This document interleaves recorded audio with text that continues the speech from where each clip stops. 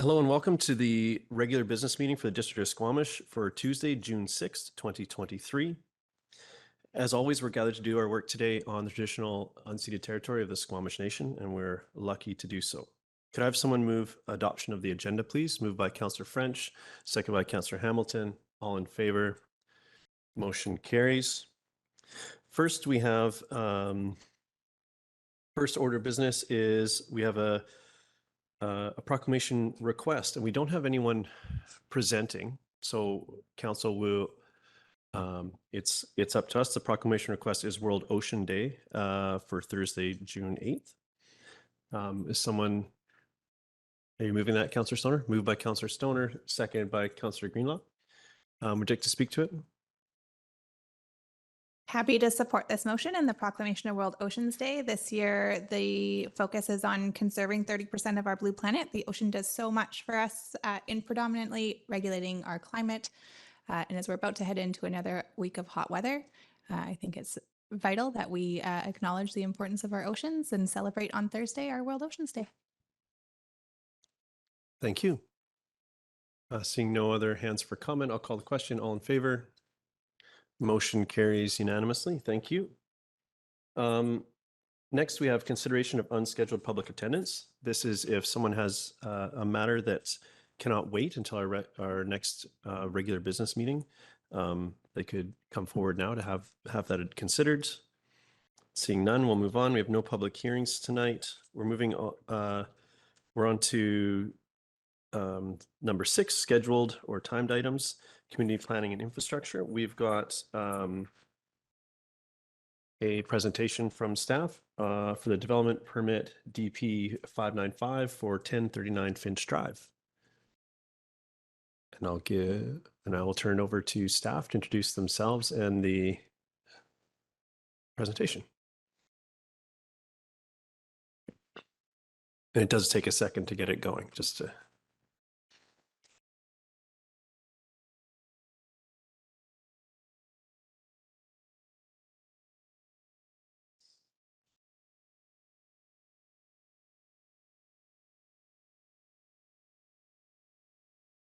Thank you, Mayor Herford. Good evening, Mayor and Council. My name is Brian Daly, planner with Community Planning. I'm here tonight to present a development permit application at 1039 Finch Drive, as well as 2 housing agreement bylaws associated with the permit. At the September 6, 2022 regular council meeting, bylaw number 2894/2022 was adopted. This rezoned the subject property from rural residential 2 to comprehensive development zone 102 to facilitate the development of 25 townhouse dwelling units. The subject property is located at 1039 Finch Drive in the Loggers East neighborhood. The 0.8 hectare property is a flat lot with an environmentally sensitive area running through the southeast portion of the property. The property is currently developed with a single unit dwelling and a large accessory building. 41% of the lot area is located within a streamside protection and enhancement area. This area will be separated from the development by cedar fencing and protected with an environmental protection covenant. Buffer averaging of the SPIA is proposed for this application. The SPIA along the east side of the property will be reduced to 20 meters, while the SPIA to the south will be increased and enhanced.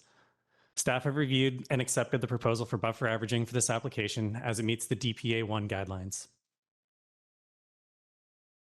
This DP application seeks to establish the form and character of 25 townhomes. 23 of the units will be 3-bedroom and 2 will be 2-bedroom units. Units range in size from 120 square meters to 174 square meters. 2 3-bedroom units will be secured as market rental, and 2 3-bedroom units will be secured as affordable rental housing in perpetuity. The project took advantage of the density bonus options outlined in the Loggers East neighborhood plan at the rezoning stage. This included a public plaza space, environmental protection covenant, market and affordable rental units, and a commitment to build the units to a net zero energy operational use. The proposal meets the CD 102 zoning. The building height is 14.19 meters. 11 of the units provide 2 side-by-side parking stalls within a garage. 12 of the units provide 1 stall inside a garage and 1 surface parking stall in front of the garage. The 2 affordable rental units provide 1 parking stall within the garage. Class A bicycle parking stalls and additional storage space are also located within the garage.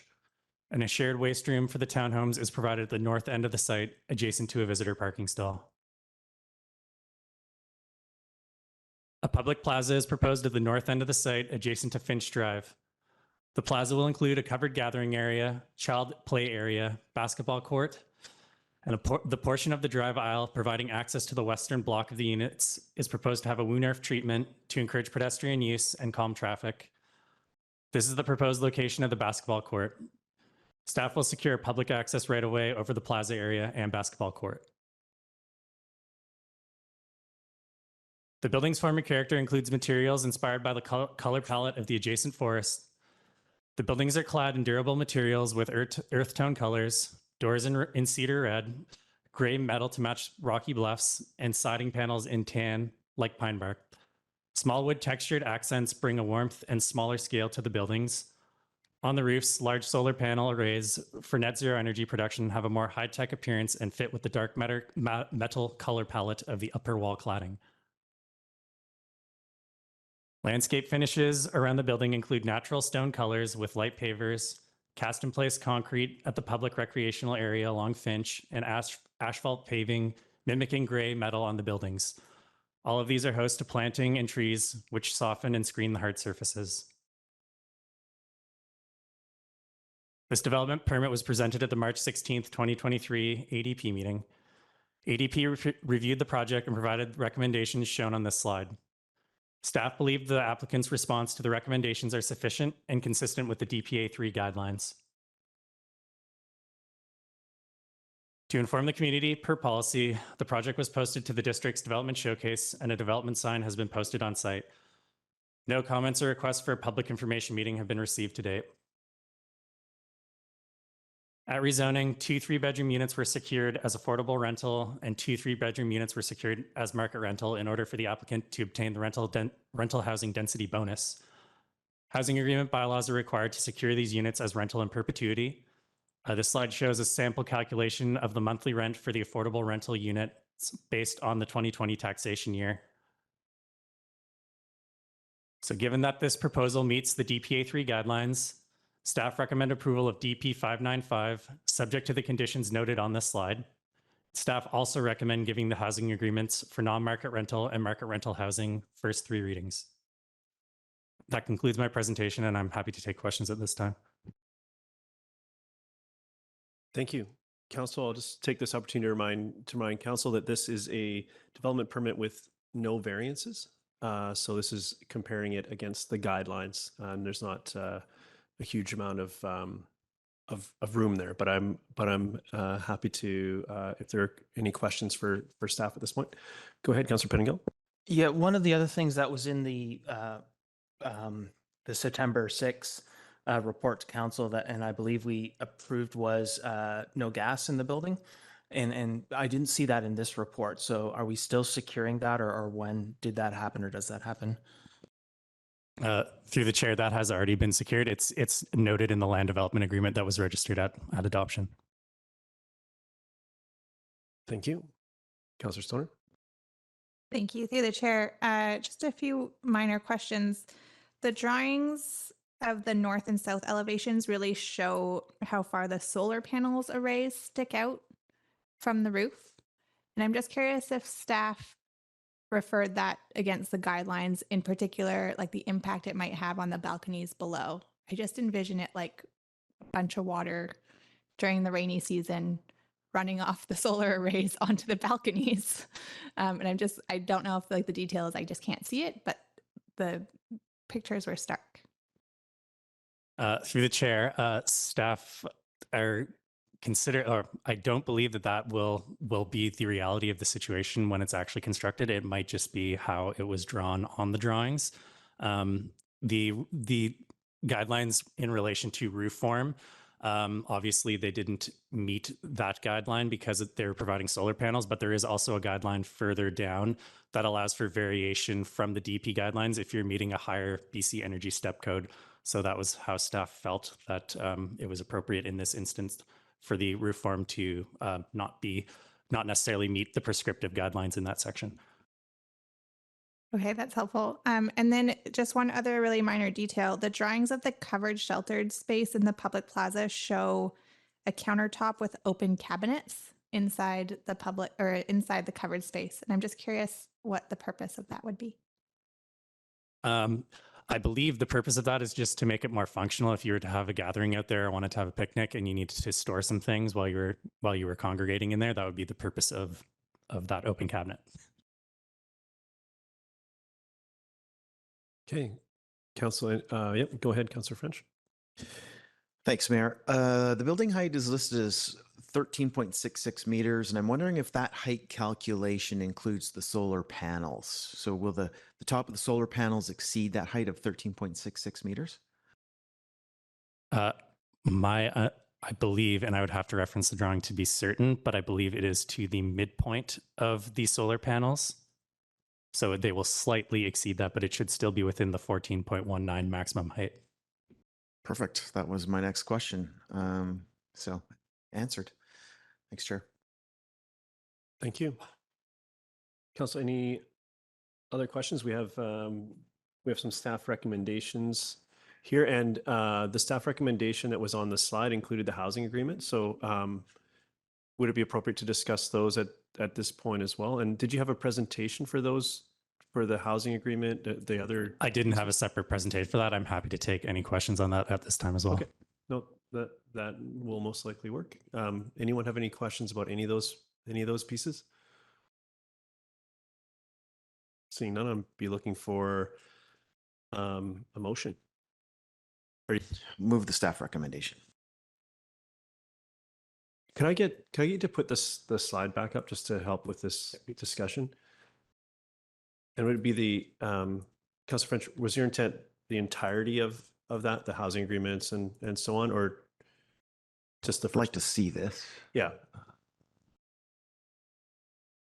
And Ms. Arthurs, we could do this all together if the bylaws need to be separate. Okay, so I'm moving the top recommendation and that mayor and corporate officer be authorized to execute the development permit.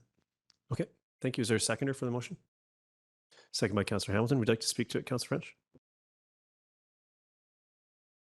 Okay, speaking in support of the motion, I find this to be an exciting development that delivers solar technology on a level that we really haven't seen yet in Squamish.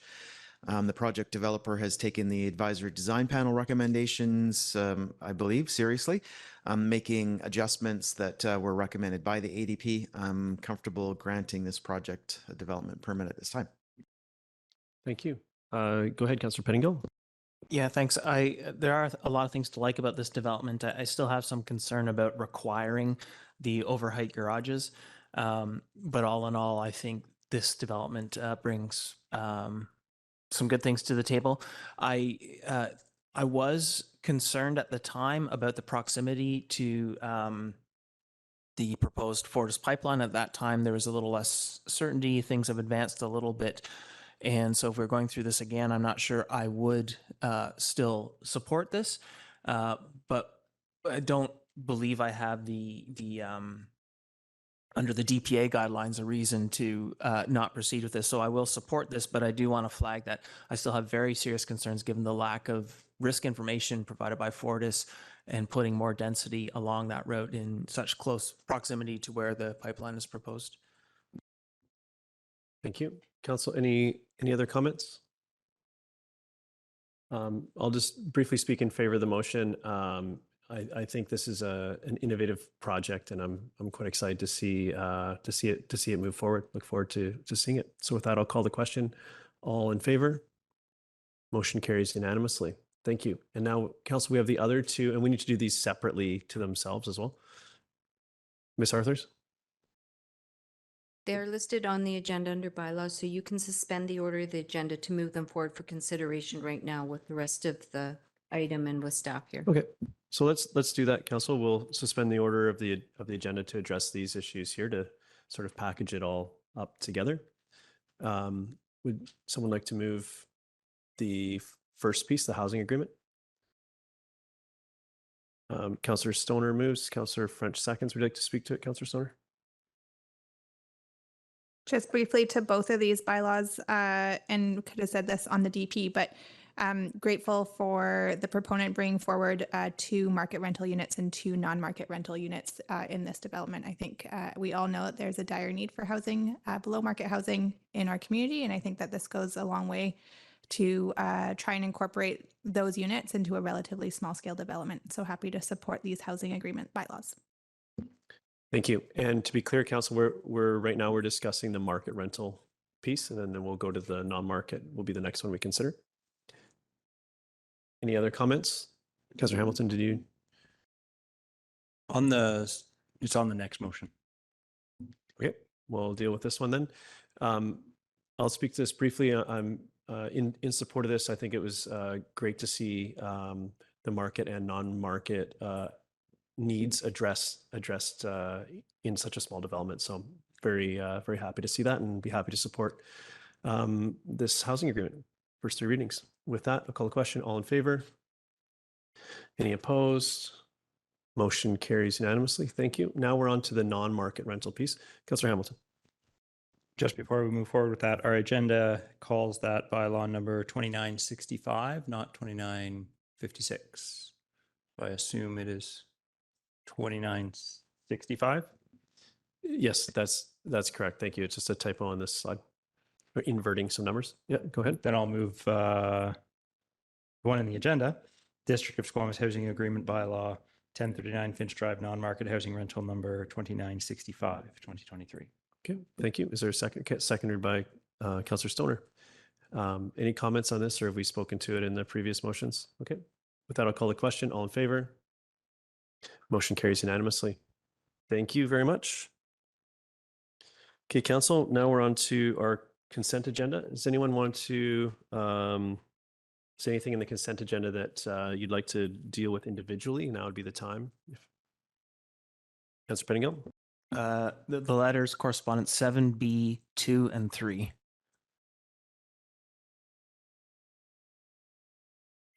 Okay.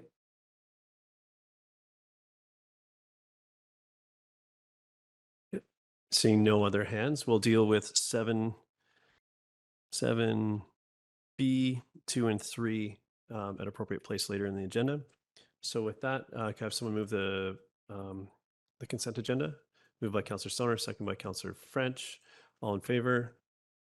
Motion carries. Thank you very much. The next we have consideration of council committee recommendations.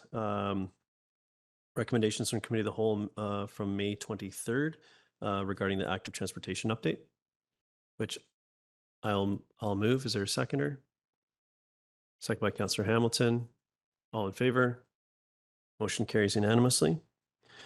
Thank you. So now we're on to item 9A1, first reading, consideration of first reading of District of Squamish Land Development Procedures Bylaw 2632, 2018, Amendment Bylaw 2959, 2023.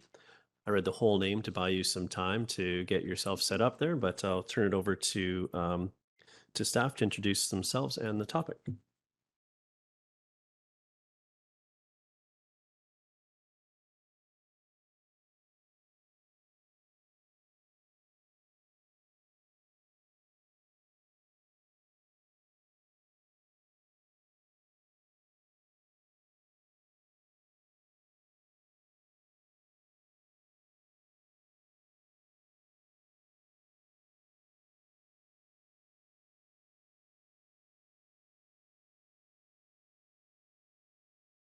Good evening, Mayor and Council.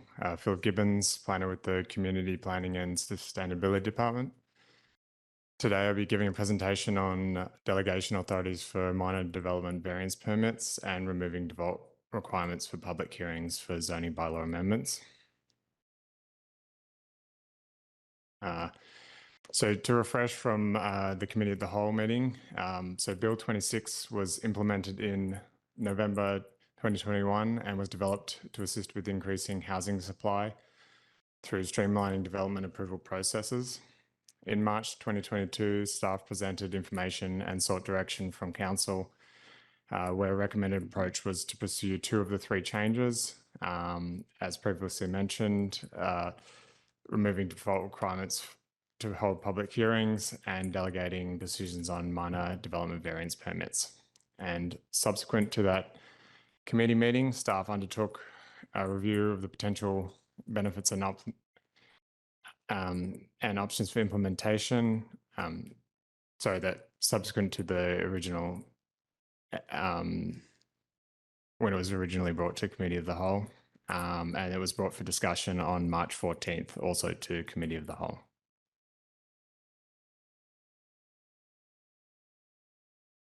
And to recap the default requirement to hold a public hearing, legislation now permits zoning bylaw amendments to take place without a public hearing taking place, where the amendment is consistent with the OCP and notice is given prior to first reading of the bylaw. Staff propose that amendments considered minor or well aligned with OCP policy should be eligible. The permit criteria proposed essentially align with the development permit delegation criteria, and these include locations where neighbourhood planning has already occurred, which have already received significant community input, and applications for 100% market rental and affordable housing projects. These advance key council policies related to affordable housing supply. And by not always requiring a public hearing, there's a possibility for time saving. Application processing time will be improved, and staff and council can focus on, for want of a better word, major zoning bylaw amendments or those of particular interest to the community. And opportunity will still be available for public input through the development showcase, public information meetings, and letters to council, all which can happen prior to application receiving readings by council, providing an opportunity to save repeating readings due to important information received later in the process. And where there is considerable interest in an application, a public hearing can still be held.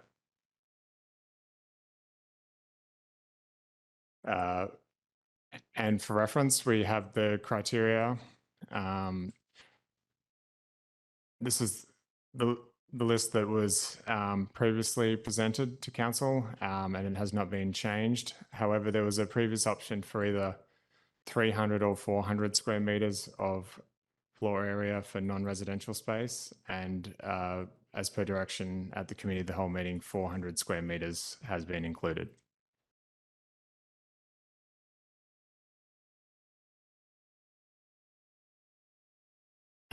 As previously mentioned, there have been no changes to the proposed criteria since council last saw them. And as a clarification, the 20 units number, which is referenced, was derived from the existing development permit criteria, which has been in use since February 2021. Staff have used this number as they consider it has been working well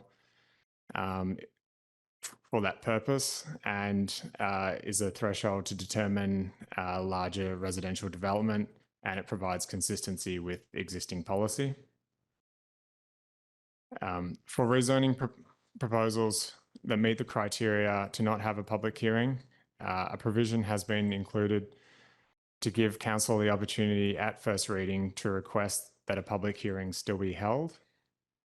And then finally, an amendment to the resolution from the Committee of the Whole meeting requested that staff consider amendments to Section 5 of the Land Development Procedures Bylaw, signposting and notification, in line with changes being made under delegated authorities for minor development variance permits and removing default requirements for public hearing, as well as considering publishing deadlines for public input on signage. So as a result of that request, staff have included a requirement for the development information sign to include details of the cutoff date for requesting a public information, and also that the details of the public information, including the date, will be included. This will allow members of the public who receive information on the project via the sign to see when the opportunities to provide and request input into the processes are. And that is keeping in mind that outside of the public information meeting process, the public can still submit feedback for consideration. And to recap the information, the delegation of minor development variance permits entails the delegation of decision-making for variance applications that are considered to be minor. And this is based on a predetermined set of criteria. Staff's recommended criteria of what should be considered to be minor are available on the next slide and were generally approved subject to clarifications at the Committee of the Whole meeting on March 14th. And these include siting size, dimensions of buildings, structures, and off-street parking and loading space requirements. And by delegating applications to staff, the benefits include staff time savings, council agenda time savings, and reduction in processing time.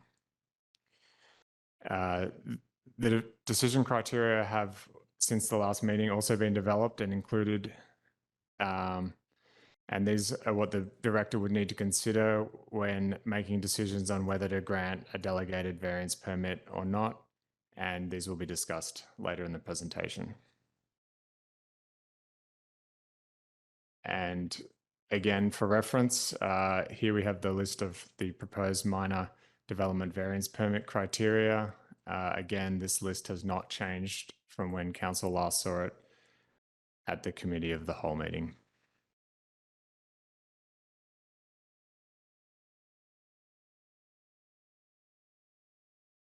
Moving along, staff have drafted the decision criteria, which must be considered by the director when making a decision on whether to issue a development variance permit or not.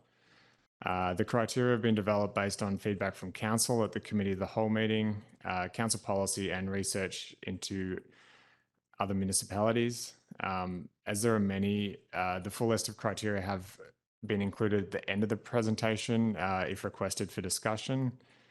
They have also been provided within the report to council and within the bylaw itself for review. The criteria provide general requirements to follow for all variance types, as well as for specific variance types for off-street parking and loading, building siting regulations, and building height variations. Staff propose that the chosen criteria will guide the director to make decisions that are in alignment with current council policy and perspectives.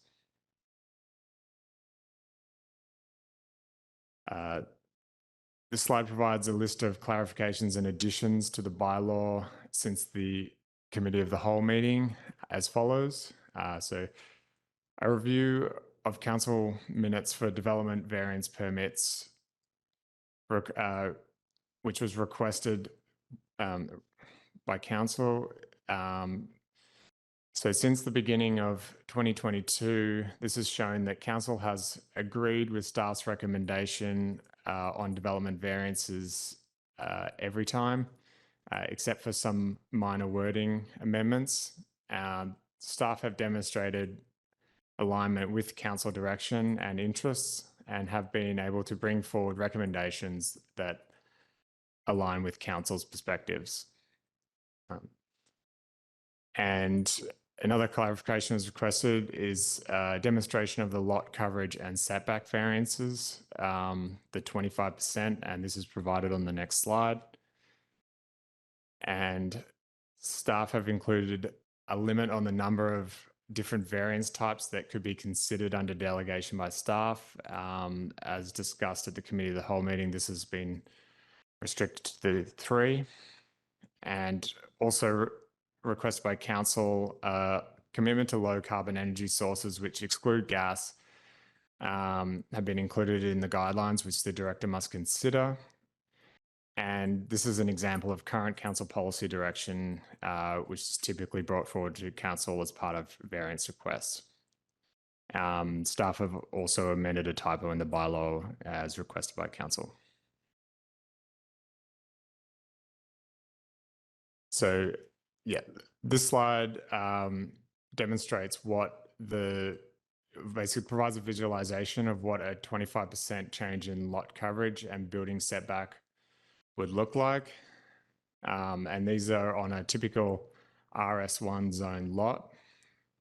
And the required lot coverage and building setback is shown in blue, and the 25% change is shown in red.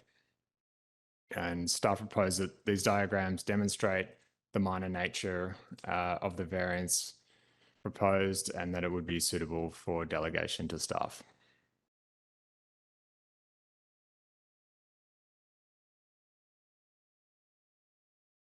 Here we have an example of a development variance permit, which would be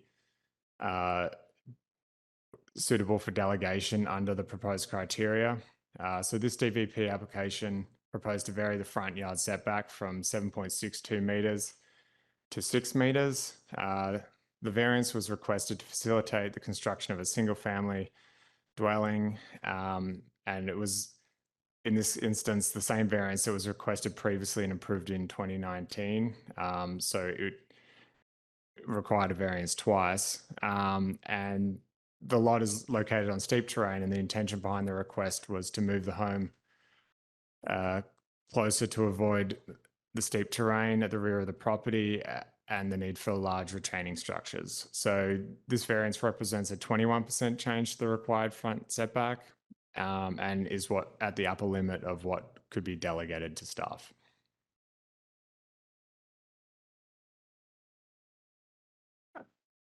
Included in the bylaw are a number of housekeeping amendments, and as follows. There's an amendment to the signposting requirements to allow staff to provide accurate sign information to applicants prior to the creation of the information sign.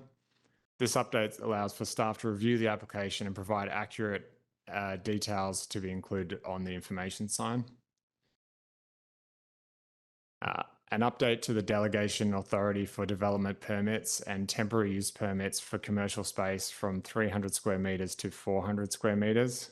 This change was supported by council at the March 14th Committee of the Whole meeting. This was due to a change from 300 to 400 square metres, which would support investment in larger commercial space. The change for temporary use permits has been added since the discussion at the Committee of the Whole meeting to bring it in line with the development permits. And staff have adjusted the wording around delegation of development permit applications under DPA 1, 2, and 11. These are for the environment protection from hazardous conditions and wildfire to reflect the intent of these original development types to be delegated in instances where they are accompanied by a form and character development permit application.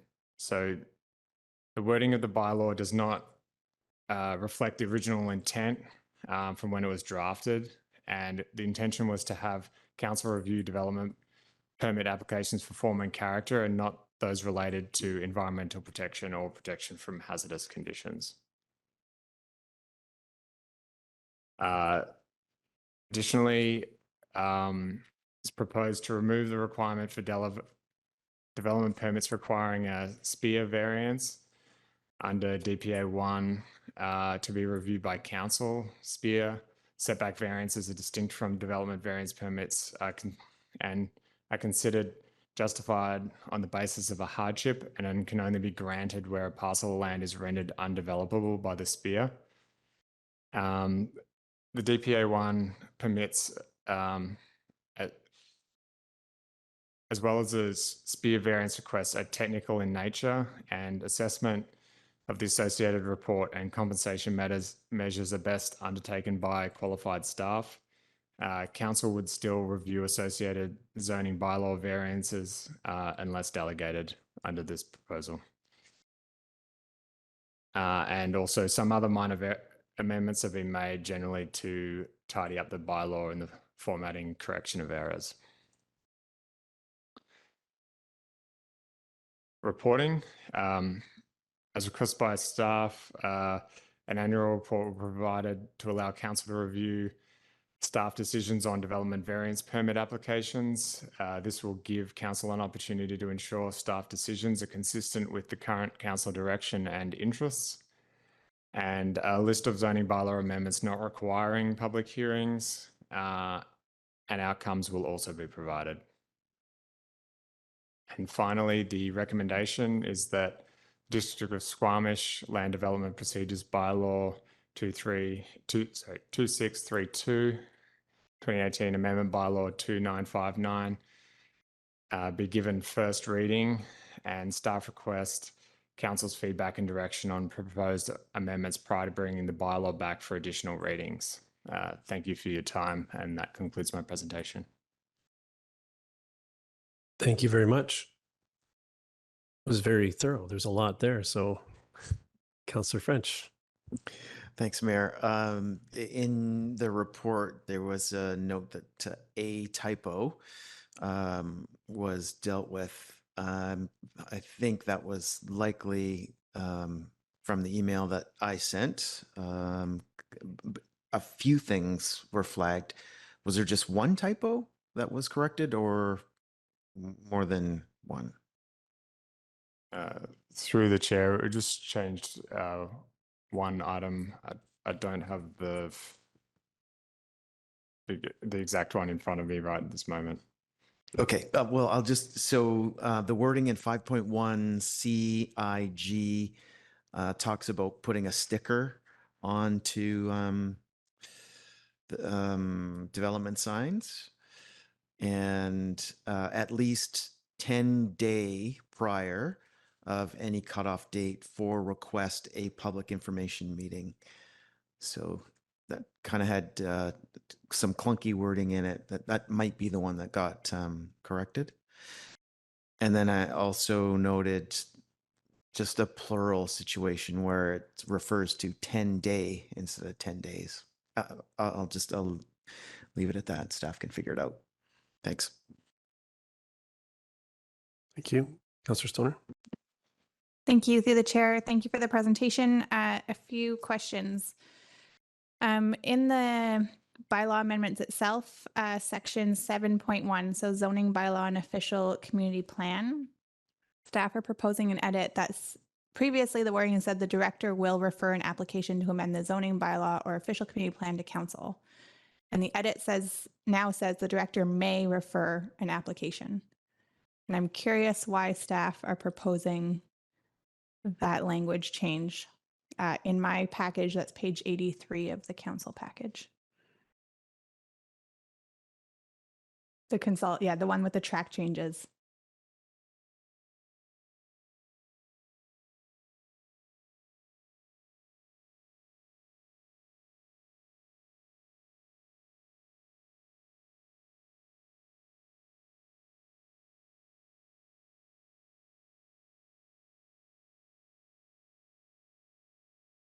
Apology through the chair. Can you please repeat the section? Totally. So it's section 7.1 in the bylaw with the track changes. Page 9 of the bylaw is the header. And then the actual heading section in the bylaw says zoning bylaw and official community plan. Through the chair, I believe that's because of the inclusion of a delegation. So where it's delegated, it's now may, and so it wouldn't be referred. Appreciate that, but we're not actually delegating decisions on rezonings. We're waiving public hearings and delegating decisions on development permits.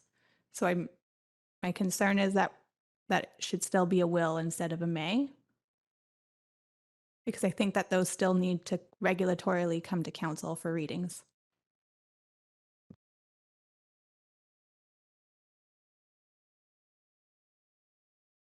Through the chair, we can review that and look at that for the next bylaw readings.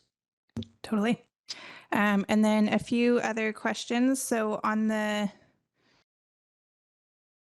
development variance permit sections, so in Schedule B, let me just go down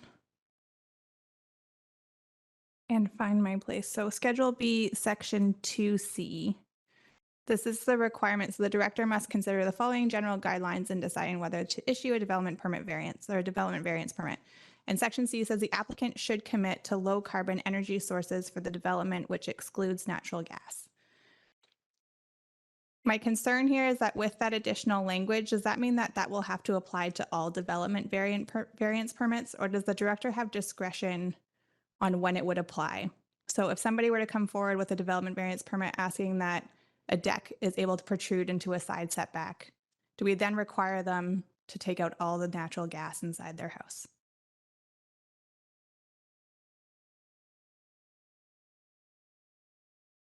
Through the chair, the wording is should in that instance, and they're guidelines that must be considered. So they're not, must be followed essentially. Okay, appreciate that. And then also on the development permit or the development variance permit delegation section, there's a component in here of the considerations that the director must consider.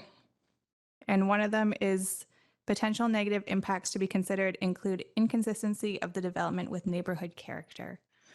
And I particularly have a challenge with how we define neighborhood character and how that gets used. And I feel like it's a very weaponized term these days. And I'm just curious on staff's feedback of how you actually would assess neighborhood character. And if we want to maybe find some more particular language around building form, interaction with public spaces, or if there's another piece of language there that we can use that's not neighborhood character. Thank you. Through the mayor. That's a great question, and that's something that we went over as well, and looked at other communities. I think this one came from the term is used in other communities as well. I think neighborhood character is a very broad term, and we're happy to come up with something less toxic for sure. Yeah, I think that would be helpful in the next iteration. And then my other question, and then I'll pass the floor back, is on the zoning bylaw amendments not requiring a public hearing. And the first one is residential or mixed use applications where the residential units do not exceed 20 units, so on and so forth. My original interpretation of this was that it would have to align with the OCP designation though. And I just want to confirm whether that is staff's understanding as well, or if it's any rezoning, even if it's not in adherence with the OCP designation.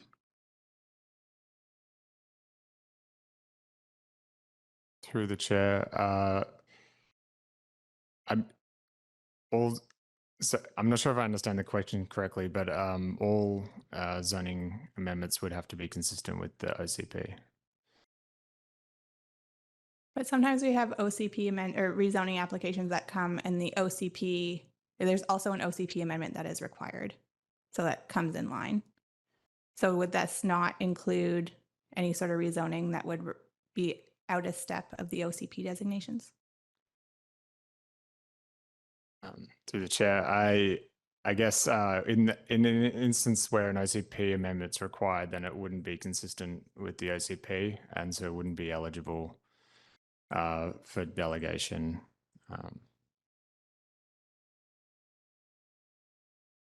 Thank you for that clarification. I'll leave it there. Thank you for that. Councilor Pettit, did I have you next, Councilor Pettingill? Yeah, thanks. The one, and I just want to check on the 3 variances total restriction, and maybe not fully understanding the DVP. If you can sort of ask for 2 variances, get your DVP, and then come back in 6 months and say, oh, shoot, I forgot 2 things. Can I have 2 more? And it's a separate DVP. Is the policy written such that we would consider that 4 and say, you know, at its time this goes to council, we have to think of this as a whole? Or could you sort of do 2 at a time if you're really, you know, uh, if you wanted to try that.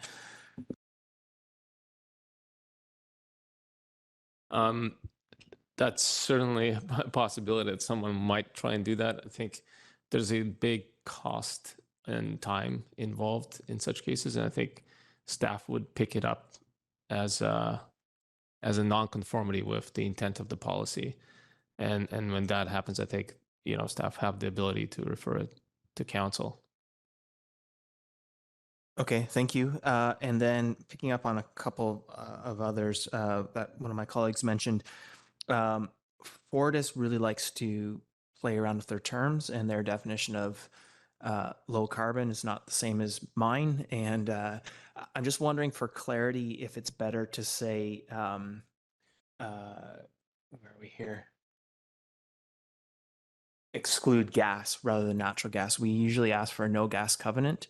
And I think if we start getting into RNG, renewable, all those sorts of terms, it gets into a very, what exactly are we talking about? And I think from my perspective, consistent with our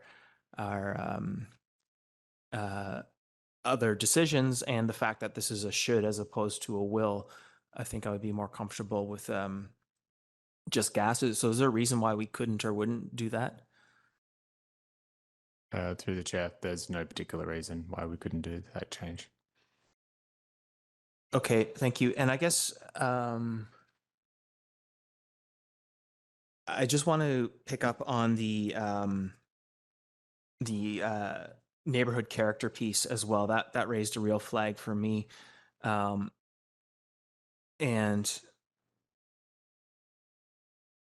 I guess I would ask the same, what is our definition? I want to be clear of that. And I guess my concern is because at first when I read this, I thought, oh, well, it's actually meeting the intent, because if there's concerns about this, it goes to council and council can decide those more charged things anyways. But I guess I'm worried about the what this may do if neighborhood character becomes a thing to reinforce a very narrow sort of cultural perspective on what architecture and so on could look like. Even though it goes to council, ultimately, you're still putting a whole different process on something other than, I guess, how do we sort of word this in a way that's actually equitable and takes into consideration some of the other policies we're doing? And I don't know what the answer is, but that's sort of the concern I had with that piece in there. Go ahead.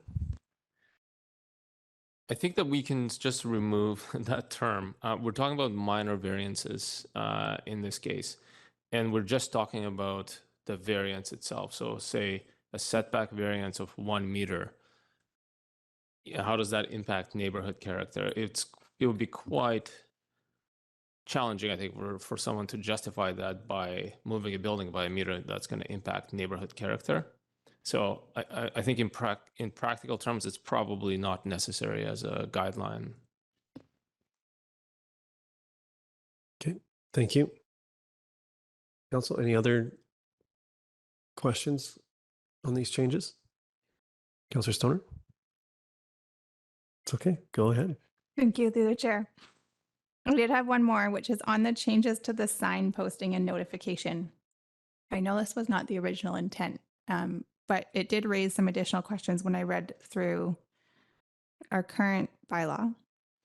And also I've had the pleasure of visiting a few other municipalities around the province, and I now look at everybody else's development application permit signs on their streets, and have found some really interesting additions that I think are worth considering. And I'm curious if staff have any thoughts about. There are 2 components. One, trying to have like a little bit of a high level overview of the process. So like development application has been received. It gets reviewed by staff in these committees. There's a public information meeting, maybe not. And then the other key piece is, who is the deciding authority? Like, who's the decision maker on the application? And I think that's particularly important with the delegation bylaw. So whether it's the director of planning or whether it's council, just so that the public has better insight on where that information is going and who's digesting it and making the decision. So that's more of a comment than a question, but wondering if we can open up that section of the bylaw a little bit more to clarify what information would be on that sign, or if staff would prefer to keep it kind of high level as it is now. Through the chair, I guess the original intent of this was not to go too far past housekeeping and things that weren't previously discussed. Dennis might speak more to this, but we have considered looking at a project to update the project information signage. Yeah, just to add to what Mr. Gibbons said is we are planning to revamp the signs. We know that they're not the greatest. And we've been also looking at other jurisdictions for that. We can certainly add the additional commentary in the bylaw, but we're hoping to revamp the sign outside of the council process, essentially.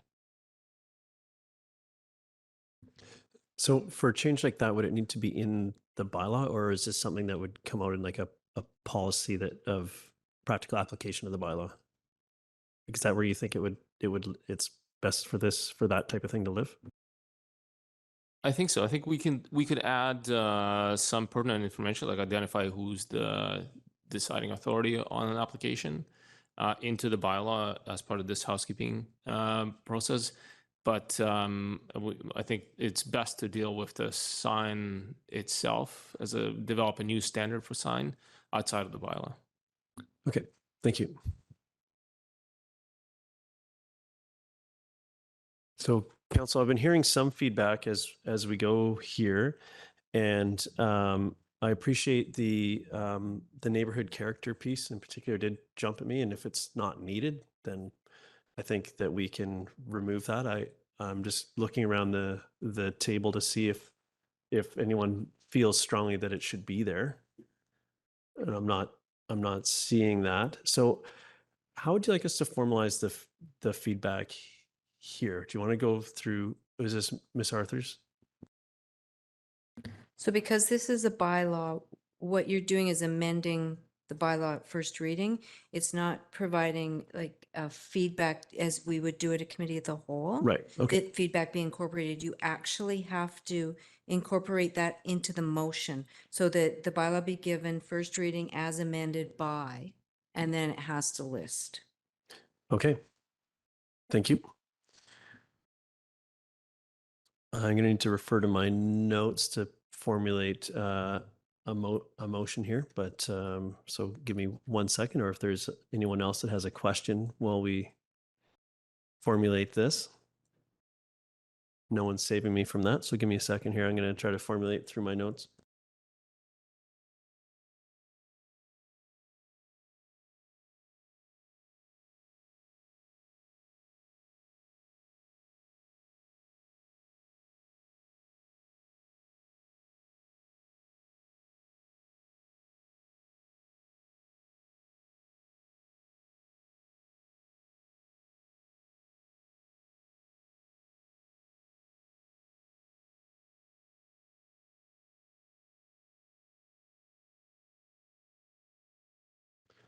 So I'm just going back through my notes. This is a question to Councillor Stoner. You were comfortable the 7.1 in the bylaw, which was the director will.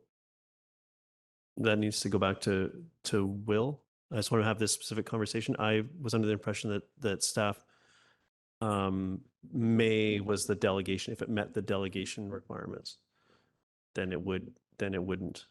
But if it did, then it would come to us. So just that wording was a particular point I want to make sure we have clarity on before we make a motion. Yeah, and happy to receive more feedback from staff here. But as I read 7.1, the delegation is to waive the public hearing. It's not to waive the zoning bylaw coming to council. So the director still has to refer an application to council, even if we're waiving the public hearing. So I think that wording has to say the director will refer. Okay. Yep.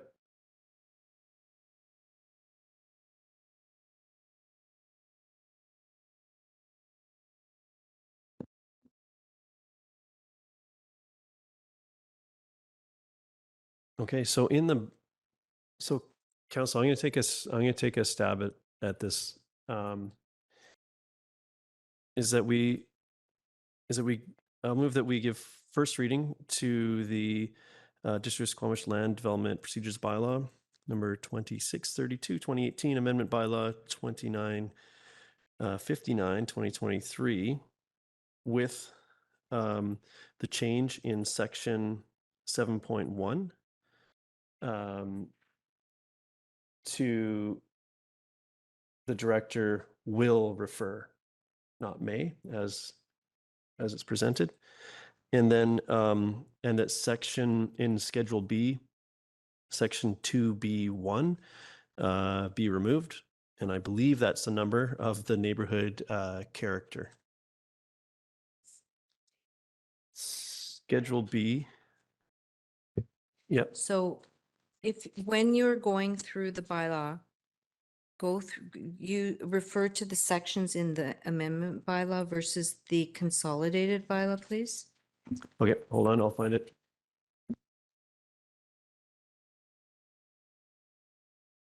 So it would be deleting 2E because we're not going to do that.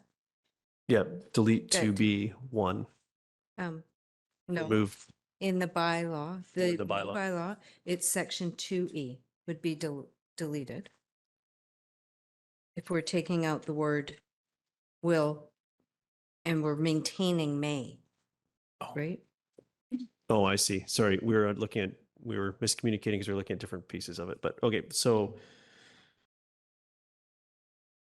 that's section 7. We're back to that's section 7.1 you're referring to.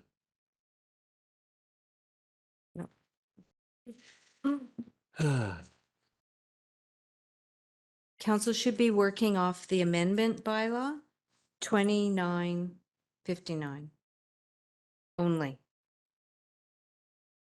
That's what you're giving readings to today.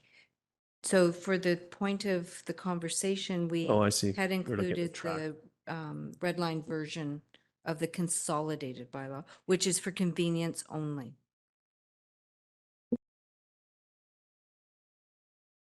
I can go back to the drawing board of my motion for a second. Thank you. Councillor Stoner, you gonna save me? Well, I have one more clarifying question, then I might suggest a recess so that we can get our motion in order. But the other piece that I caught was section 9.2 says where a development variance permit application requests 3 minor variances or more. But I heard in your staff presentation that it was if they requested up to 3. So I wanted to clarify whether an application can come with 2 variances or 3 variances and be delegated. And just make sure that we have the correct language there. Through the chair, the intent was if there's 3 or more. So if you came with 3, it would not be delegated.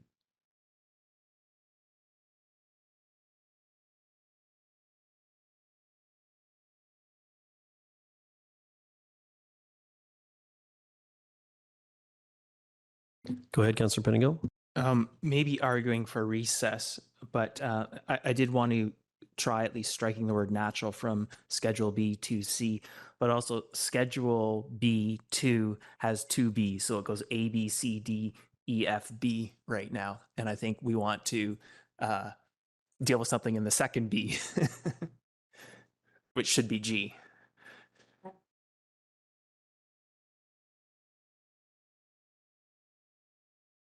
I know I'm going to need a moment to craft a resolution here. So I'm not seeing any other hands. So why don't we do that? We'll recess for 5 minutes and we'll try to put something together that reflects what I've heard here. So we'll be in recess and we'll be back at, let's say we'll do that at 7:05. So that's 5 minutes. Thank you. So we'll call this meeting back to order. Thank you for indulging in the break. It's very technical, so we'll make sure we have everything correct. So I'm gonna I'll read out the motion that I've worked with staff on consolidating. So I'll move that the District of Squamish Land Development Procedures Bylaw number 2632, 2018, Amendment Bylaw number 2959, 2023 be given first reading as amended by maintaining will in section 2E, deleting Schedule B, section 2C, and replacing with the applicant should commit to low carbon sources and no gas for the development. Deleting section Schedule B, section 2GI. Which one was that? That was the, sorry, I just want to make sure we have, I'll come back to what that is. Oh, that's the neighborhood character piece. Adding section 5, subsection C, adding to section 5, subsection C1 by adding a new clause H, decision maker on application, and section 5, subsection C2 by adding a new clause for decision maker on application, and that the bylaw be renumbered to reflect these changes. I'm seeing noddings. Could someone second the motion, please? Second by Councillor Hamilton. I'll speak to this briefly. I think these changes are an important step forward as we grow as a community and as we modernize our processes. And I really appreciate all the staff work that's gone into this so far, and council's careful consideration of these amendments. So I'm happy to support and move this forward. Would anyone else like to speak to this? Councillor Penningill? Yeah, I'm also glad to see this and happy to support, notwithstanding a few changes we've made. I think staff did a really good job at capturing what policy we need to feel comfortable about delegating this. And I think, recognize we can come back and adjust in the future if we feel we need to. But I think if you have good policy in place, we should be delegating as much as possible. And I think we've taken a really good first step in that direction. So thank you to staff and happy to support this. Thank you. Any other comments? Seeing none, I'll call the question. All in favor? Motion carries unanimously. Thank you very much.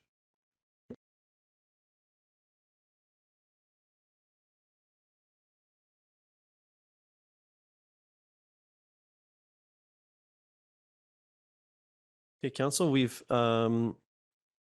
moving on. We're moving on to section B, but we've already done 1 and 2 earlier. So now we're on to item 3. So on to the District of Squamish Revenue Anticipation Borrowing Bylaw.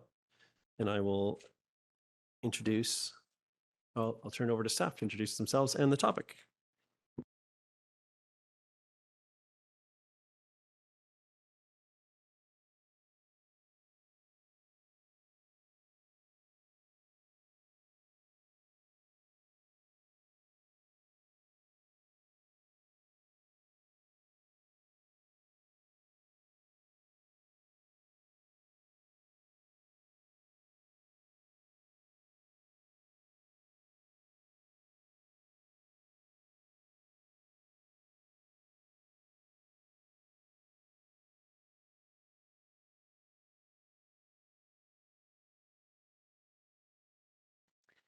Hello, Mayor and Council. My name is Rianne Sousa, and I'm the Director of Financial Operations. My pronouns are she, her, and hers to assist with addressing me. The goal of the presentation today is the Council give first 3 readings to the District of Squamish Revenue Anticipation Bylaw. For Council and the public's background, the Community Charter of BC states that a council may, by bylaw, provide for the borrowing of money that may be necessary to meet current lawful expenditures. In order to do this, a bylaw referred to in the legislation as revenue anticipation must be adopted annually. The legislation recognizes that the main revenue source for municipalities is property taxation, which is due for collection the first working day in July. In addition, the district has significant expenditures in large capital projects that can spike its average expenditures from time to time. Although the district has sufficient cash flow, it maintains a line of credit with its financial institution, Scotiabank, to ensure it mitigates the risk of a short-term working capital deficit. The line of credit that is maintained is $2 million. The motion before council is that the District of Squamish give first 3 readings to District of Squamish Revenue Anticipation Borrowing Bylaw number 2992, 2023. This concludes the presentation. I'll now turn this back over to the chair. Thank you very much. Council, do you have questions on this? Seeing none, I'd entertain a motion removing that. Councillor Stoner, second by Councillor Hamilton. Any comments? No. Seeing none, I'll call the question. All in favor? Motion carries. Thank you so much. And I believe it's the same team for our next items. So I will on to the next one.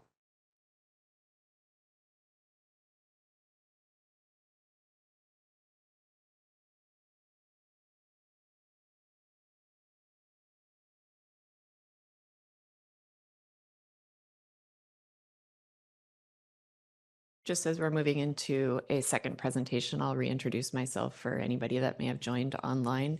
My name is Rianne Sousa, and I'm the Director of Financial Operations at the district. My pronouns are she, her, and hers. I'm here today to present on the 2023 loan authorization and temporary borrowing bylaws.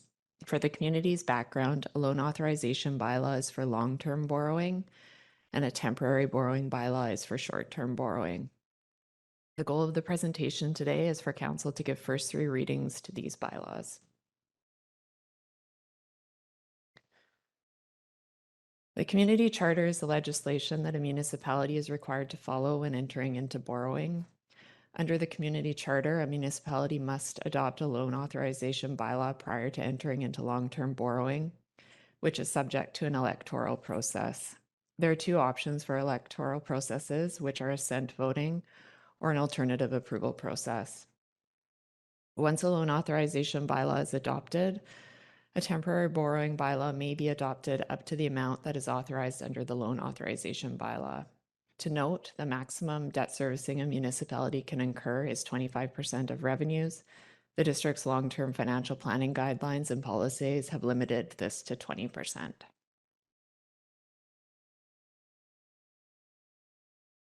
For the community's background, capital project expenditures and funding are approved by council during the 5-year financial planning process. The next step is where we are today, which is the administrative process of adopting the loan authorization and temporary borrowing bylaws. The long-term borrowing that has not already been adopted through loan authorization bylaws are Fire Hall number 2 for $5.2 million, Oceanfront Peninsula Main Arterial Road for $1.6 million, and Squamish River Dike Upgrade at Jimmy Judd Slough for $1.8 million. The slide represents if the full amount of the debt was issued for 20 years at an interest rate of 4.38%, which is the rate at the time of preparing, which is the Municipal Finance Authority rate at the time of preparing the report to council. The total annual debt servicing cost would be $1.3 million. The impact on the debt servicing limit is that this will bring the district's debt servicing to 15%.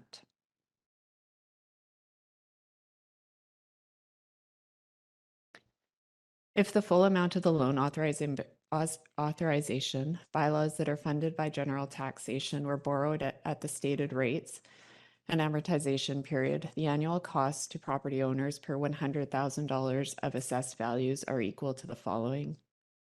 Fire Hall number 2 is $1.94 for residential owners and $4.86 for business owners.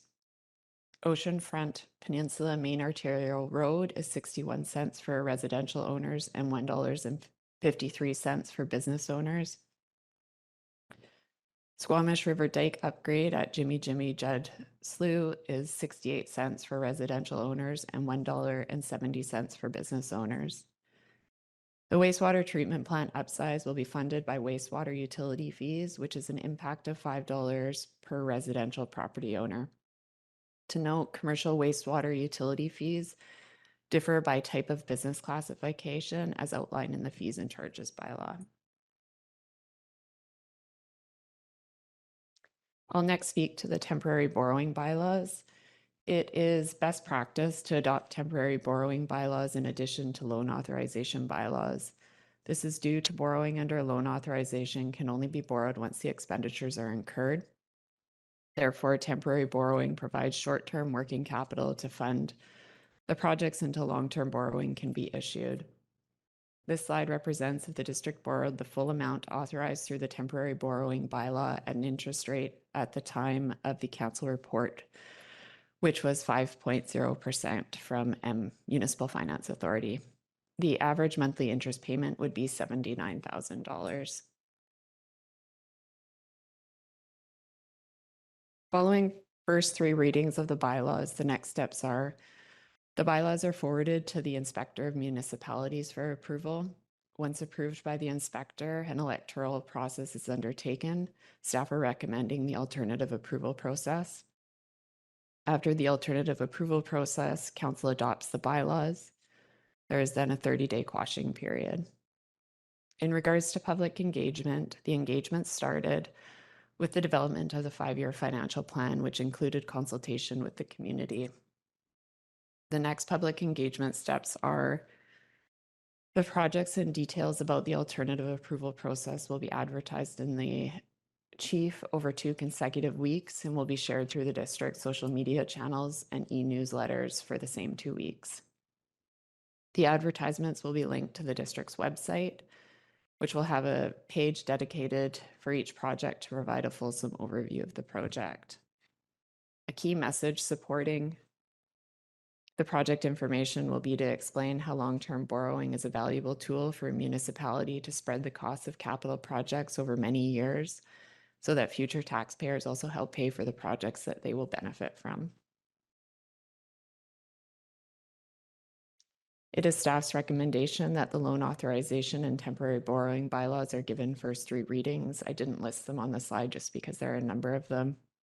And this concludes the presentation. I'll now turn it back over to the chair.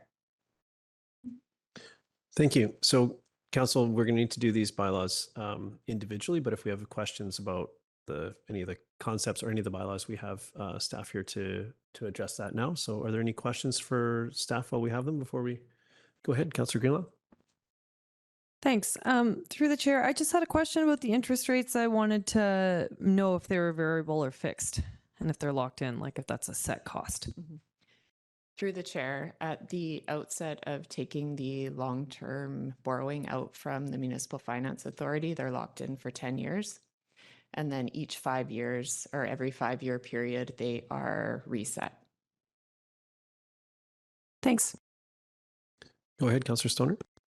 Thank you. Through the chair, I appreciate that it's best practice to take out the temporary borrowing bylaws to help cover the interim costs or the capital flows before we can get the long-term borrowing.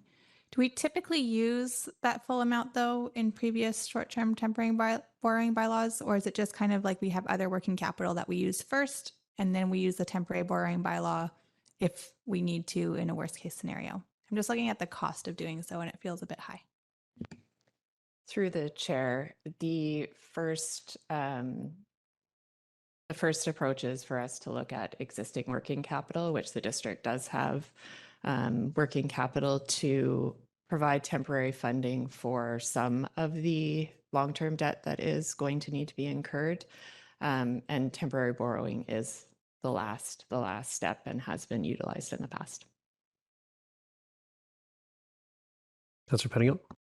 So on a similar note, and I think it's been asked in the past, but I don't recall the answer, but if we have significant reserves and we get these bylaws approved, are we able to use our own reserves so there's no interest?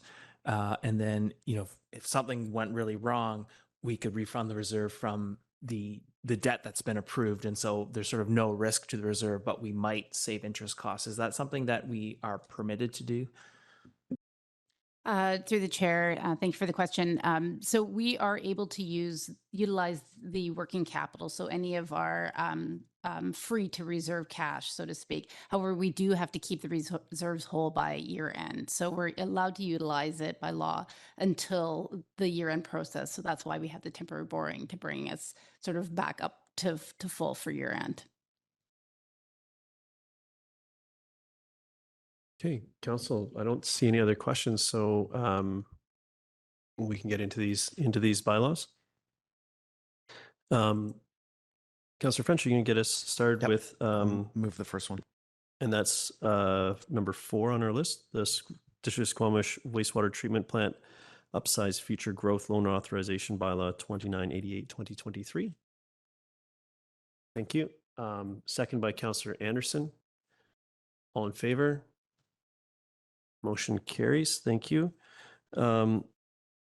Next up, we have the District of Squamish Jimmy Judd Slough loan authorization bylaw number 2989/2023. Moved by Councillor Hamilton, seconded by Councillor Stoner. All in favor? Motion carries. Please wave your hand if you want to make comments as we go through this. Otherwise, I'm just going to kind of keep us going. Next is District of Squamish R20 Peninsula Main Arterial Loan Authorization bylaw number 2990/2023. Moved by Councillor Hamilton. I'll second that. All in favor? Motion carries. Next up, we have District of Squamish New Fire Hall number 2 Loan Authorization bylaw number 2991/2023. Moved by Councillor Stoner and seconded by Councillor Greenlaw. All in favor? Motion carries. Thank you. Next, we have District of Squamish Flood Protection Upgrades Temporary Boring Bylaw 2985/2023. Moved by Councillor French, seconded by Councillor Pettingill. All in favor?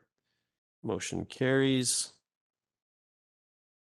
Next, we have District of Squamish Jimmy Judd Slough Temporary Borrowing Bylaw number 2986/2023. Moved by Councillor Pettingill, second by Councillor Anderson. All in favor? Motion carries. Next up, we have number 10 on our list, District of Squamish New Fire Hall number 2 Temporary Borrowing Bylaw number 2987/2023. Moved by Councillor French, seconded by Councillor Hamilton. All in favor? Motion carries. Next, on to number 11, District of Squamish Wastewater Treatment Plant Upsize Future Growth Temporary Borrowing Bylaw number 2993/2023. Moved by Councillor Hamilton, second by Councillor Stoner. All in favor? Motion carries. I'll take a breath before I do this next one. District of Squamish R20 Peninsula Main Arterial Temporary Borrowing Bylaw number 2994/2023. Moved by Councillor Greenlaw, second by Councillor Anderson. All in favor? Motion carries. Thank you. And thank you for guiding us through that. We have nothing under item 10, staff reports. We have no late agenda items. We had some correspondence action requested under section 12. So the first up is the letter from the mayor of Shimizu Town for council consideration.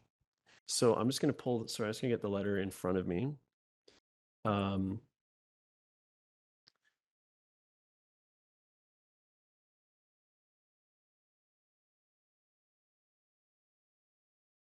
As I hunt for that, this essentially, Shimizu is our sister city in Japan, and we've been asked to attend their an anniversary of significance for them. I think it's the 60th anniversary of incorporation or whatever the equivalent is, and this is a relationship that with our sister city that in my time we haven't done a lot with, and the question is if we would like to, it would take some budget to get any of us there, and the expectation as well from, or the protocol from from their side is that a spouse attends, and our financial controls are very explicit that they cannot be spent on spouses. So this isn't about. So there is an expense, kind of a two-part expense, one on behalf of the municipality and the other on behalf of the individual to have their spouse attend. Because this would take budget and capacity to do in any form, or this is why it's here. And I think it's a question about how we sort of manage that relationship, or leverage those opportunities with our sister city going forward. So I wanted to have the conversation with council and see if that's something that we should be spending time, energy, and resources on, and if so, to what extent. So that's the short version of what it is we're trying to contemplate. We're trying to contemplate here. Ms. Arthurs, I just want to make sure I got my preamble correct around the regulations and expectations as you've orchestrated some of these things in the past? Thank you, Mayor Herford. Yes, I did pull the historical information. So what happened the first time that council was invited to attend in 2003 for the 40th anniversary, it was a reciprocal situation. So 3 councillors plus spouses attended in Shimizu. And then when they returned, they had 20 people come. So we didn't exactly pay for all of them to attend. What we did was when we had our celebration for our 40th anniversary, we hosted them at our expense completely for the event and any adjacent events. And we contributed $3,000 to the travel. In 2008, 9, can't remember, Mayor Gardner was invited to attend, and he was going to attend, but they had a tsunami hit. I can't remember, it might have even been a little bit later than that. So he was unable to attend. And then in 2013,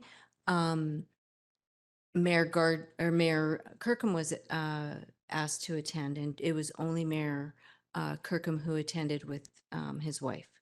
And they were hosted for the celebration for their 50th anniversary.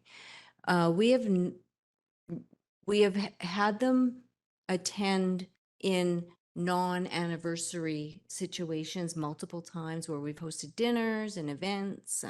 There was some functions at Totem Hall. We've had through the years the students come and we keep them busy for a week, but to this extent, this is like an every 10-year type of a situation, and typically only up to 3 will go because we want to leave quorum here in town, kind of like sending the whole royal family on a plane. We don't want to do that, so we keep quorum here. So it's arm wrestling amongst councillors to determine who's going to go, if you are going to go. Thank you for that context. And did you have sorry, the letter didn't speak to the details. Were there anything implied in here or in previous arrangements around what the financial implications would be? So typically, just for financial implications where was it? I do have the money. In 2013, we budgeted $11,800 for the mayor and one other person to attend, like another counselor. We didn't need that second counselor, so it significantly was reduced. But we ended up paying the entire cost. In 2003, they offered to pay for all of council, like for the council members' bills. And because it's rude, it's not a cultural thing to do to refuse a gift. we did have them pay for the council members who went. Just their flights, I think, is what they paid for. What would happen in this instance and what's happened before is they extend the invitation, we let them know who wants to go, and then they often will come back with dates and an agenda, and if they're going to propose covering any costs. That's sort of a secondary thing. Okay, thank you. Councillor Pettingill. Is there generally an expectation that this is sort of an economic development type endeavor, and that's, you know, in other places or other contexts, like chamber folks go, or there's a sort of a, or is this like, even when you speak of an agenda, is that the sort of thing that's on the agenda, economic development opportunities primarily, or what is the? Often the president of their Chamber of Commerce will arrange tours of, they're a very resource-based municipality. And they'll be touring around to some of their sawmills and their lumber producing facilities, as well as going out into the country to look at wasabi farms, because they have always wanted to bring wasabi farming into Squamish. And so they really want to build a relationship around agriculture, as well as resource sharing ideas and exploration. So it's often been, the relationship has been considered primarily one of trading economic development ideas and opportunities. Yeah, go ahead. So I guess I sort of have two thoughts in this, and where a couple, I guess the one is probably sending the mayor or acting mayor and partner, but with if we have the time to organize with our economic development chamber folks, some sort of, you know, if someone from the chamber can go as well, but I think it would need to be, for my comfort, aligned to our target sectors. And so if there is some alignment there, and I'm not sure if there is, but the other thing that strikes me is might be a fantastic opportunity to bring someone from the youth council and look at it as sort of from that angle. I don't personally see half of our council going, but it's just my 2 cents. Thank you. I think the decision for today is if someone or multiple people should go, and then we can figure out to you know, what materials maybe are prepared to be brought with to convey those economic development pieces. I think the youth council piece is, as interesting as that is, I think is super challenging, international travel and youth, and it gets, I see that being challenging, although it'd be a great opportunity, but I don't know if the possible feels like it might be a bridge too far. But given that the first decision is, would we like to take our sister city up on the invitation of having someone or multiple someones attend this anniversary that they're having? Councillor French and then Hamilton.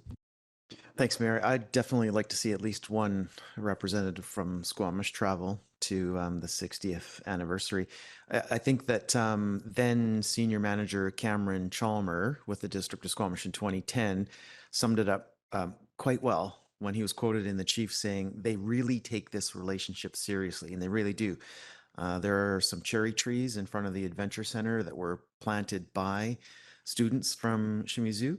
100 of them came, so they really do take it seriously, and they send, in the past, have sent some pretty significant numbers of students to Squamish. Now, I did a little snooping, and right now, flights to Tokyo return from Vancouver are like $1,300.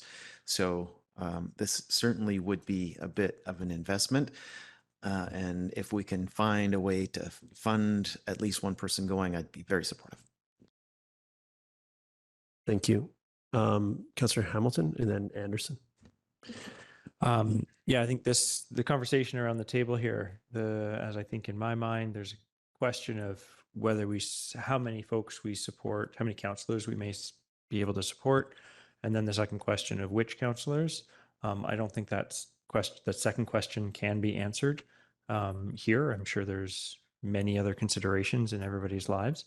So perhaps we can just decide whether and how many councillors we may send. Is that up to a certain number? Is that what we're trying to decide here?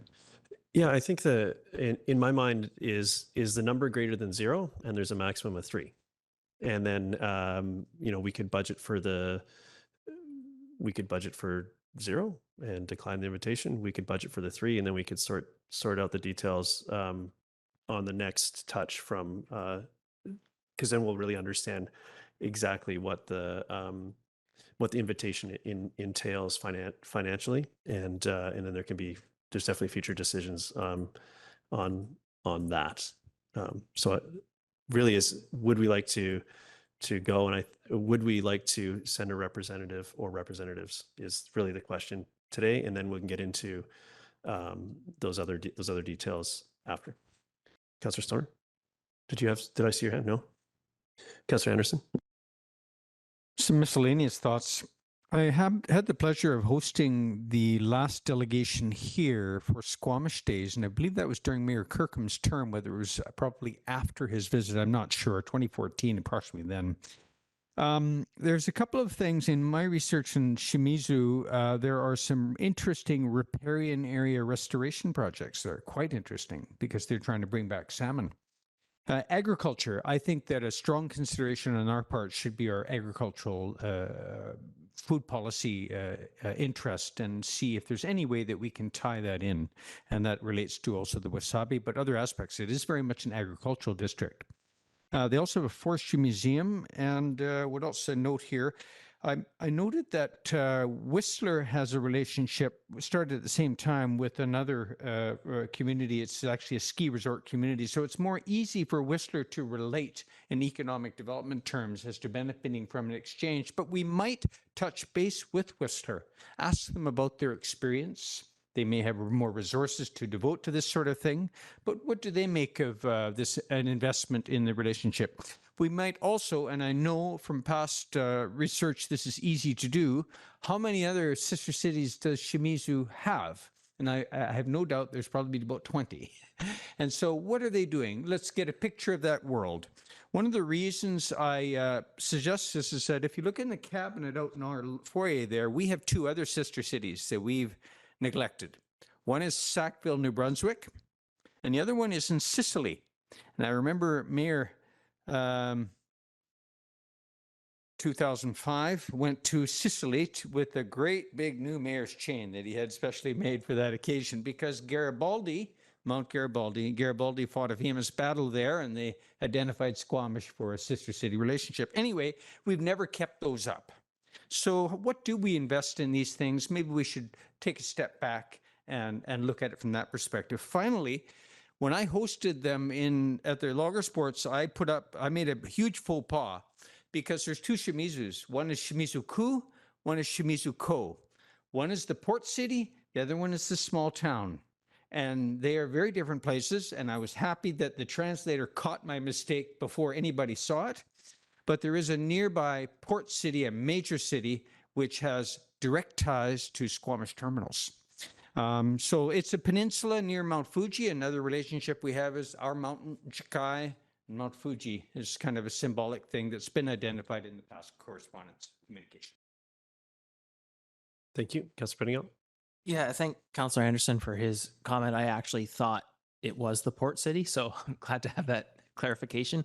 And I guess what I was trying to get at with my earlier comment is, I think if we're going to do, like, on a personal level, this is really exciting, could be fantastic. And so there's a part of me that's really eager. But I think if we're going to do this, it needs to have a clear connection to our strategic priorities, our economic development goals, something, with the FCM, I can draw some of those lines and understand in the context of our priorities and so on why that makes sense.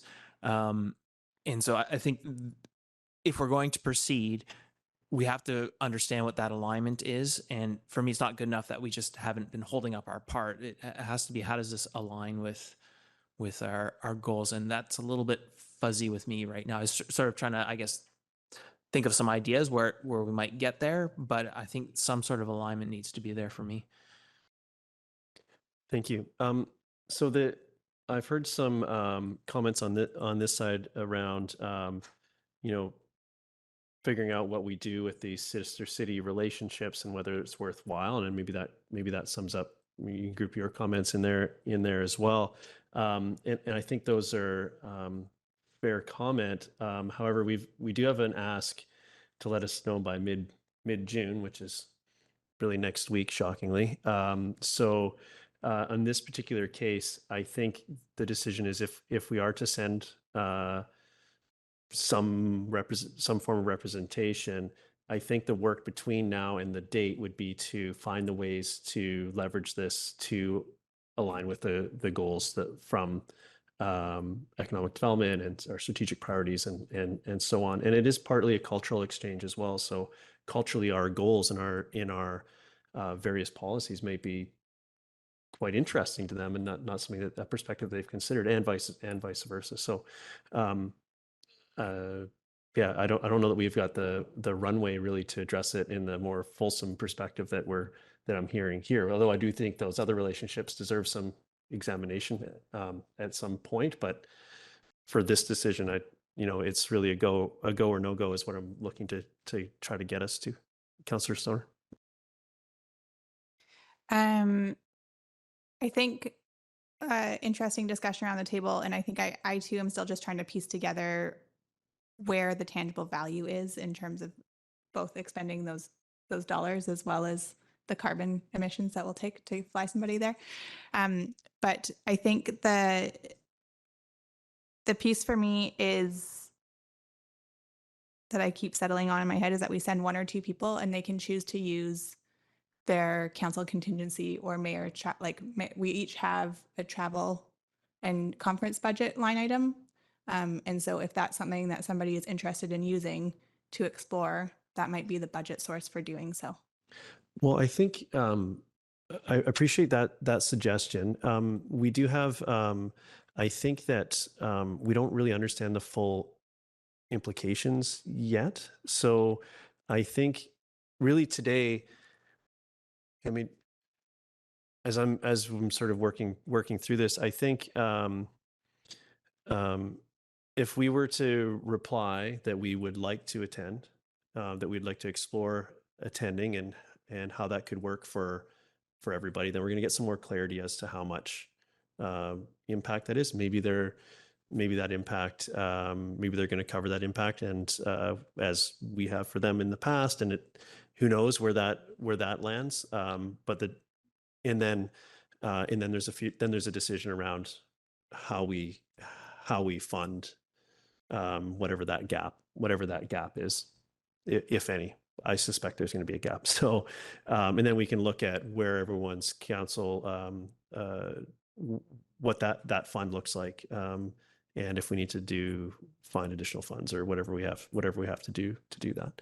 So I will say that in the past, one of my earlier jobs as a teenager was working with CAPU on the Japanese exchange program, and we hosted Japanese families in my home for felt like forever, but everything feels like forever when you're when you're young. So and then I worked as in their sort of the counselor program. So I worked with them when they came on exchange for a number of years, and I found it really valuable to help really understand not just Japanese culture but other cultures as a whole. And I would be happy to attend, and my wife we'd be able to make that work as well, if that's something that so I would be willing to go. And then and in the time between making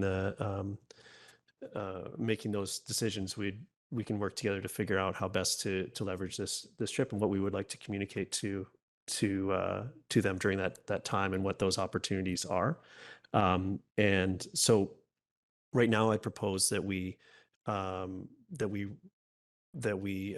reply saying that we would like to attend with up to 3 to keep and then the future decision as to, I don't know if there's 3 of us that can make it all work given the timing and the budget and all the rest of it. And then we can get back to, but hopefully we'll get some more clarity from Shimizu as this sort of process goes forward. That's how I would propose that we proceed here. But before I make a motion to that effect, I'd entertain any questions on that, or seeing none. So I'll do we need a motion on this? So I'd propose that we reply to the letter from Mayor Seki from Shimizu Town, saying that we would like to attend with up to 3 officials and to start the conversation on the details. I'll make that motion. Seconded by Councillor Anderson. Yeah, I think I've already spoken to it, so let's call the question. All in favor? Any opposed? Motion carries. Thank you. And Council, this will come back when we have more details. So thank you for that. We'll get that reply off. Next, we have correspondence action requested. Number 2 is the request from Wood Fiber LNG to have Councillor Stoner appointed to a Gender Safety Advisory Committee as an observer.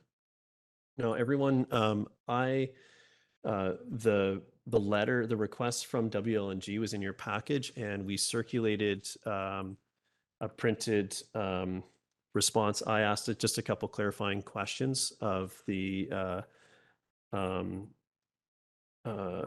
just about the invitation, so that we have those here. And I'm normally the ask for something like this would be to ask council to appoint someone to, and this ask was a little interesting that it came for asking for with a specific ask of a specific councillor. So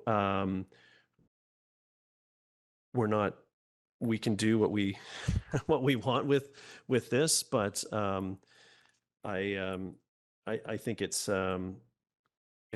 really interesting, and I'm looking to all of you to get your perspective, but I'll start with Councillor Stoner, as it was this all sort of started with a specific ask of her. Yeah, thank you, through the chair. And I do want to clarify, I did not request this from WLNG. It showed up in my email a few weeks ago. And I am really curious to hear my council colleagues' feedback on the general benefit to council and our community to participate in this advisory committee as an observer, if at all. It still remains unclear to me a few things, in particular the terms of reference of the committee and what the makeup and the composition is. And so I'm unclear as to whether there should be a council representative, if it should be a staff member. And I'm hesitant to commit to it this evening, and perhaps actually just go back to WNG requesting some further information, including the terms of reference, and having a little bit more time to digest what might be the best approach here for us to engage and understand what the value will be in doing so and what the expectations are of us as an observer. But happy to hear any other feedback that council colleagues might have in terms of really needing us to be there or not at all. Thank you. Councillor Hamilton. I find it likely abnormal that they've requested a specific councillor. So in a response, I would suggest that we ask They clarify why, whether they would like a member of council or a member of staff. And that once they've clarified which would be better suited, that we would then decide and delegate a member of staff or member of council, as opposed to them selecting which member of council. Yeah, on that point, I was thinking, I mean, similar questions in my mind, but I thought that the other way to approach that, I suppose, is to send who we think is best suited, and take that who they're asking for piece away, because that's not, in my opinion, their place necessarily. So if this body is going to do this work, should we appoint someone to participate or not? And then if we should, then who is that? And that, to me, that's the sort of where I'm starting from. And then if that's not if our proposed appointment isn't to their liking, then that's the conversation, if at all. Councilor Penigo? Yeah, I think in agreement with what's been said so far in general, a couple concerns or red flags for me, I guess. One is I'd want to make sure we're very clear about expectations around endorsement or lack thereof, logo use and that sort of thing. We've seen some, I'll generously say, missteps in the past with some of this. And also want to understand the expectations or framing in terms of, does this count as public engagement on plans, or what is, in our expectation, or do we think this is public engagement? And yeah, I think a little more about what exactly are we endorsing, signing up for, agreeing to, signifying with this. Now, on the flip side of that, I think I would very much appreciate having a member of council or our staff understanding what the conversations are and listening. So that's part of the challenge, I guess. Yeah, thank you. I think that if we decide to send someone, whether it's council or staff, I mean, there's no, there can be some sort of statement around what that is. But really, it's an observer role already by their definition. So we could reply with appointing someone with a bit of a spiel if we'd like. But this work's also starting, which is one of the things. I think they met on their first meeting here. So as much as they say they're meeting monthly, I don't know, the first one was a bit of a social thing from my reading of it. So I don't know how much time we have to, or I'd prefer to decide one way or the other sooner rather than later. So if we're going to be there, we're there at the beginning. To get it on, or to make sure it's on track. Councilor Stoner, did I see your hand? Yeah, I don't want to put staff in a tricky position, but I am curious, just from your read of this, or if you have any further information about how this might fit in with the other community services infrastructure master plan or other planning that they're doing that does require public engagement. Is this entirely separate too? Do we have any understanding of that? There is a line in the original email that says, as an agency with a key role in monitoring and or regulating the project. And so from my perspective, when I read that, it doesn't really feel like a council role. That's a staff role. So I'm just curious if staff have any thoughts about participation in this as an observer in this committee.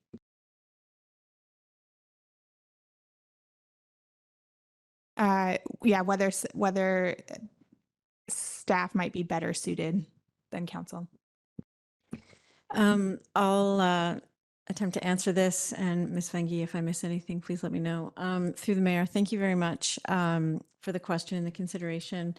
I have to admit, I do have some concerns about anyone from the district observing this committee. While I appreciate the efforts, and we absolutely are very, very concerned about gender violence as it relates to the potential of that with the work camps with this project, the murdered and missing Indigenous women. We are not necessarily monitors and regulators of this project, so I think that they're misstating that outside of the general monitoring and regulating. Frankly, we're processing permits and we have a specific jurisdiction as it relates to this project. We are able to influence and comment on the community master plans, which are what focus and include this content as it relates again to public safety, specifically around gender-based violence. I would like some more time to consider it. Frankly, I don't want to necessarily say no to supporting the effort. I just have concerns that this perhaps isn't the right mechanism, particularly for staff. As an observer, I believe our influence to ensure public safety is through more formal mechanisms. Secondly, this is only the WLNG portion. Fortis as well we're working with in terms of this issue. And there has not yet been any equal opportunity, no pun intended there, in terms of observing or otherwise participating in a committee. So I think that for staff particularly, we would prefer to just stay in the staff role of administering and commenting on the reports. Thank you for that. Councillor Stoner? Thank you. With that, I might make a motion that the mayor respond to Ms. Kennedy requesting the terms of reference of the committee, and we defer decision on participation until we have further information. Are you seconding that motion? Okay. Would you like to speak to it any further? No, I think the comments that I heard around the table and my own external musings of this during this evening's meeting really just come down to the fact that I think understanding the terms of reference to the committee will help us better understand what our role would be participating in that committee and what the extent of the intent is of the committee. And I think those are important pieces before making a decision on how we participate. Thank you. Councillor Pettingill? Yeah, happy to support the resolution. Just want to add a comment as people have been talking. While we are not generally a regulator, we will get to decide on temporary use permits for Woodfiber's current proposed housing solution, as well as Fortis's. And so to me, those things tie in with all of this and how that intersects with TUP decisions we have to make in adequate community consultation and not bypassing pieces of the process that the community should be involved in and so on. I just don't, I'm not able right now to wrap my head around how all that does or doesn't fit together. But I think those TUP decision pieces are maybe quite relevant here as we're talking about gender-based violence and so on. Thank you. Yeah, I'm speaking in support of the motion. I think I'm happy to ask for more clarity, and I would imagine we'd have that back by the next time we meet. So I'm happy to do that. And yeah, interesting ask and way of asking. So I'm happy to ask for that more clarity, and we can really weigh out what exactly this is and whether we want to participate in it or look at stay to looking at the outcome of the work. So with that, I'll call the question. All in favor? Motion carries unanimously. Thank you very much. And next we have a letter around the Sea to Sky. We have it listed as Sea to Sky Highway letter. This is around a petition asking for sort of speed over distance or other measures for the to improve safety on the highway. And so we want to check with council and see, I mean, highway safety is something that we advocate with the province consistently. And this was an ask for us to sort of participate in this particular initiative. And so I want to have that discussion with council, as it would really set a sort of a different type of interaction with the province on this matter. But I see I'll go Councillor French and then Councillor Stoner. Thanks, Mayor. So the polling company Research Co. has done some really great work asking people how they feel about automated speed monitoring.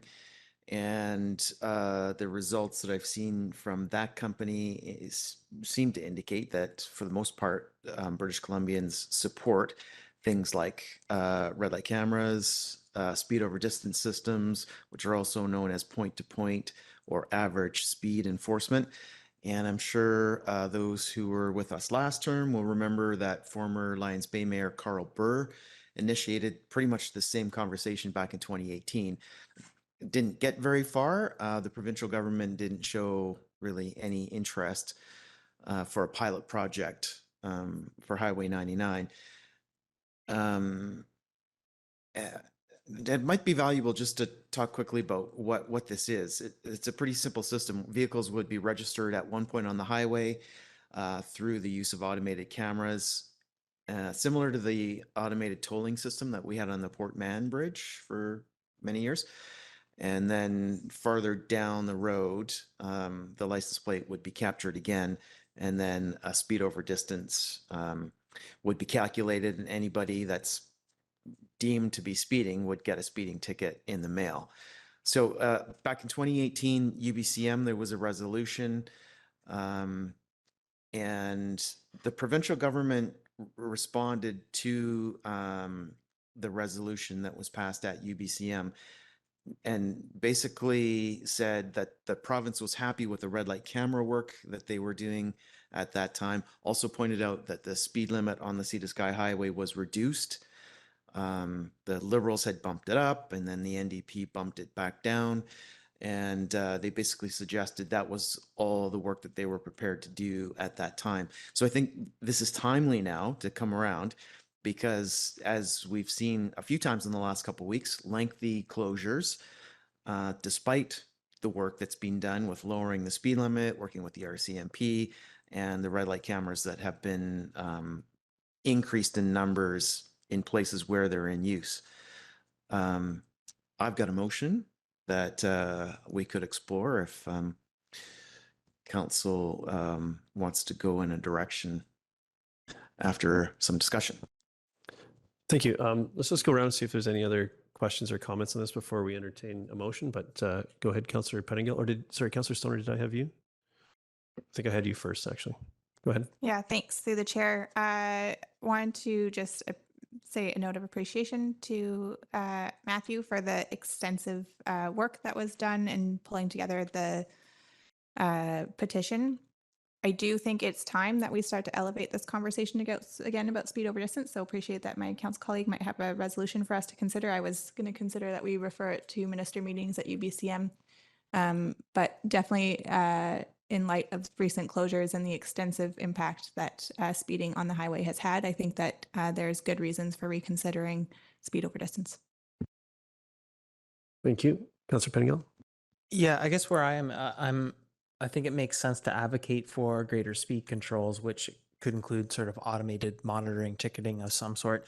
I'm a bit hesitant to put all our eggs into the speed over distance basket, because the complexity of the solution versus the benefit relative to other solutions that might be simpler. I guess I wonder if we're making things a little more difficult for us. If we're clear, the goal here is to take more steps to manage the highway speed and safety. And that's what, we support things such as this. And if that's our message, as opposed to sort of buckling down a very specific solution to the problem. Yeah, thank you for that. Councillor Anderson, Mayor Herford, I just wanted to pass on that while my colleagues are emphasizing the speed issue, and I agree that we should be wholeheartedly focused on that, but I think that the other technical issues with the highway regarding allowing U-turn locations, and the other sentence I have underlined here is the need to be awaiting a team from the Lower Mainland, which is too slow, so that there are other safety issues that we should consider them holistically, if you like. I think there are a number of suggestions and pathways here that need to be explored in addition to the speed issue. Thank you. Thank you, Councillor Hamilton. So I agree with both Councillor Anderson and Councillor Pettingill when they say there's more to this. Yeah. But taking the eggs and baskets analogy, I think this is an egg that we should attempt to add to our basket of things that we attempt to use to reduce the speed and increase the safety on Highway 99. I completely agree with the sentiment that we just want increased safety on that highway. But I think that a specific request is more likely to get a specific response. So I would be supportive of a specific request for speed over distance. Thank you. I appreciate that sentiment, but that I'm having a hard time with this one as the actual devil's in the details as far as the placement of these things. If we're looking at putting the first camera at the base of the Chief heading southbound, but then you're in stop and go traffic all the way to Britannia, you got some bonus time to spend on the rest of the highway, and that's math that folks will do. So I think we got to be really careful on how with this with asks like this, the speed over distance proposals that were discussed last term were specific to Lions Bay over their borders for that 60K zone that they have through Lions Bay. I don't know if anyone ever has noticed that it's a 60 zone through Lions Bay, but I get passed regularly there. And the last two accidents were actually, those lengthy closures were in a 60K zone in Britannia Beach, both of them. So I do see this as potentially one of the potential solutions, but that advocating for overall safety and resourcing enforcement is important as well. So I'm kind of on the fence there. Councillor French, I'd welcome a motion and to consider, but I'd like to just really look at how this would actually work in practical senses, and whether that's the one that we push the hardest on, because it is hard to strategically, it's hard to push on too many goals at the same time. And from a safety perspective, we could regional transit kind of boils to the surface as well to get some folks off the road and into safe, professionally driven vehicles. So there's so many things that could be done, as well as additional concrete barricades on more portions of the highway as well. But anyways, a long list of things. So how to prioritize those, I'm challenged with, I guess, is the piece. But I'll go to you, Councillor French, if you want. Sure, my motion's pretty high level. I'm suggesting that the issue of automated speed enforcement on Highway 99 be added to the list of topics for discussion in advance of the 2024 LMLGA conference, and the topic be included with minister meetings at the upcoming UBCM convention. Okay. Councillor Pettingill, are you seconding that? Go ahead. Yeah, you can speak to it if you like. I just will add that I completely agree. The devil is in the details, and Mayor Herford, your specific examples are spot on. Where the system is set up is key to its success, and that's why I'm keeping it high level, because those decisions won't be and can't be made at this table. This is really just a lobby effort of the provincial government, and I think that's what's reflected in the motion. Thank you. Seeing no other hands, I'll call the question. All in favor? Motion carried. Thank you very much, Council. Moving on, we've got,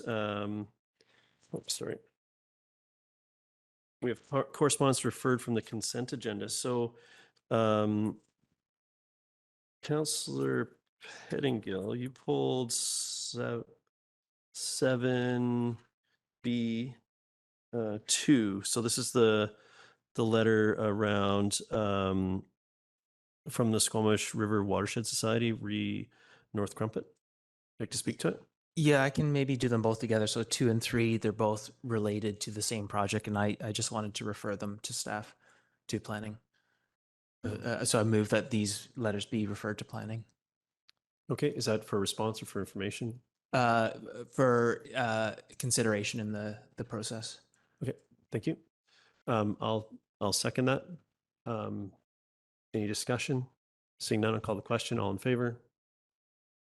Motion carries. Thank you. And that was, sorry, that dealt with both of the ones that you Correct. pulled. Right. Okay, thank you. We didn't have any minutes referred from the consent agenda. Business arising from the minutes, and none. No committee minutes and reports. Any notice of motion? Seeing no notice of motion, we have no council or staff in-camera announcements. We had no unscheduled public attendance. Open question period. No one there. Is there anyone online that? No. Okay. Thank you. And the council or staff announcements. Councilor French. Okay, I have 3 here, and we all participated in all of them. So the one I think that is most important to me is on Saturday, a number of us were at the farmers market. Councillor Hamilton,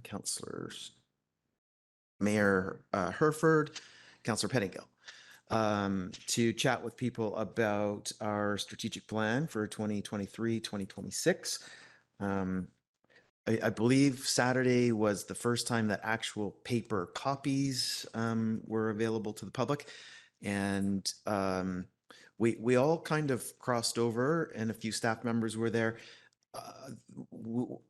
We spent the bulk of our time chatting with people, answering questions, talking about issues related to the plan. So I think it was a super successful launch. And I want to thank the staff members who were with the councillors, including Ms. Glende, on Saturday to share with people about the strategic plan. Thanks, Mayor. Thank you. Councillor Anderson.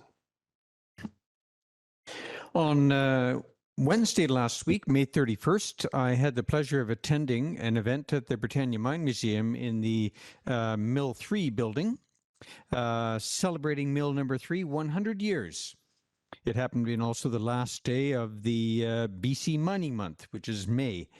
I was quite impressed with this gala event in that the number of people from far and wide attending. There were a number of people from Squamish, mostly their staff and employees who generally live in Squamish, and they were all costumed in 1920s costumes. But what was most impressive is the high-powered, if you like, attendees, including provincial politicians, and also people from the interpretive world who are wanting and finding work at Britannia. Very highly skilled people in the world of interpretive design, specialists in educational programming, seeking out the opportunity to work at Britannia Mine Museum.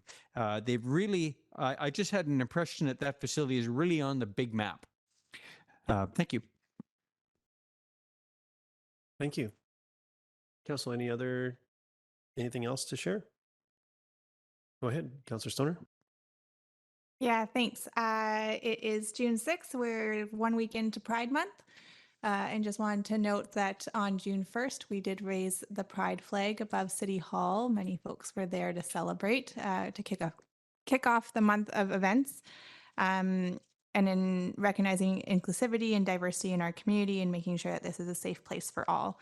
There's a number of things going on, but I do want to highlight this coming Saturday, June 10th, there's Pride Picnic in OCM Pavilion Park from 12 till 3, so that's Saturday. Bring your own picnic, but there will be face painting, bubbles, and drag story time. Hope to see you all there. Thank you for that. That sounds amazing. Sad I'll miss it, but thank you for for raising it. Councillor Pettingill. Yeah, a few things. So we had our SLRD meeting 2 weeks ago, I think. And so just pick out a couple of the things we had. Well, I guess Area D, asked for some funding and I believe was granted for the Squamish Environmental Conservation Society Wildlife Connectivity Project, which we saw a presentation on here. So that's received some funding to move ahead. We just trying to get the name of the group, but in terms of an update on can someone help me with the name? It was the tourism, the Destination BC campaigns. The Don't Love It to Death campaign. Don't Love It to Death. So we had an update on that. So a lot of good conversation on that. It seems that from my perspective anyways, the education,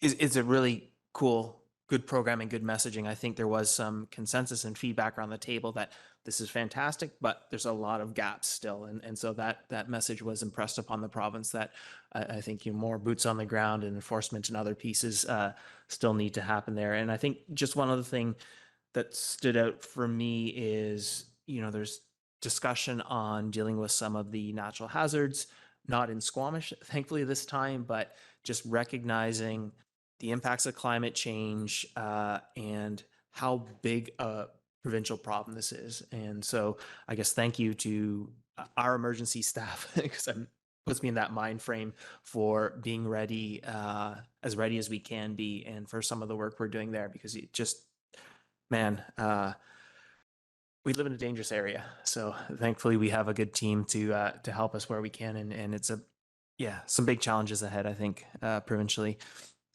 Just want to also mention on the 17th, the sick parade and the seniors West Winds has an art show as well. So mark that June 17th on your calendar, a couple cool downtown events.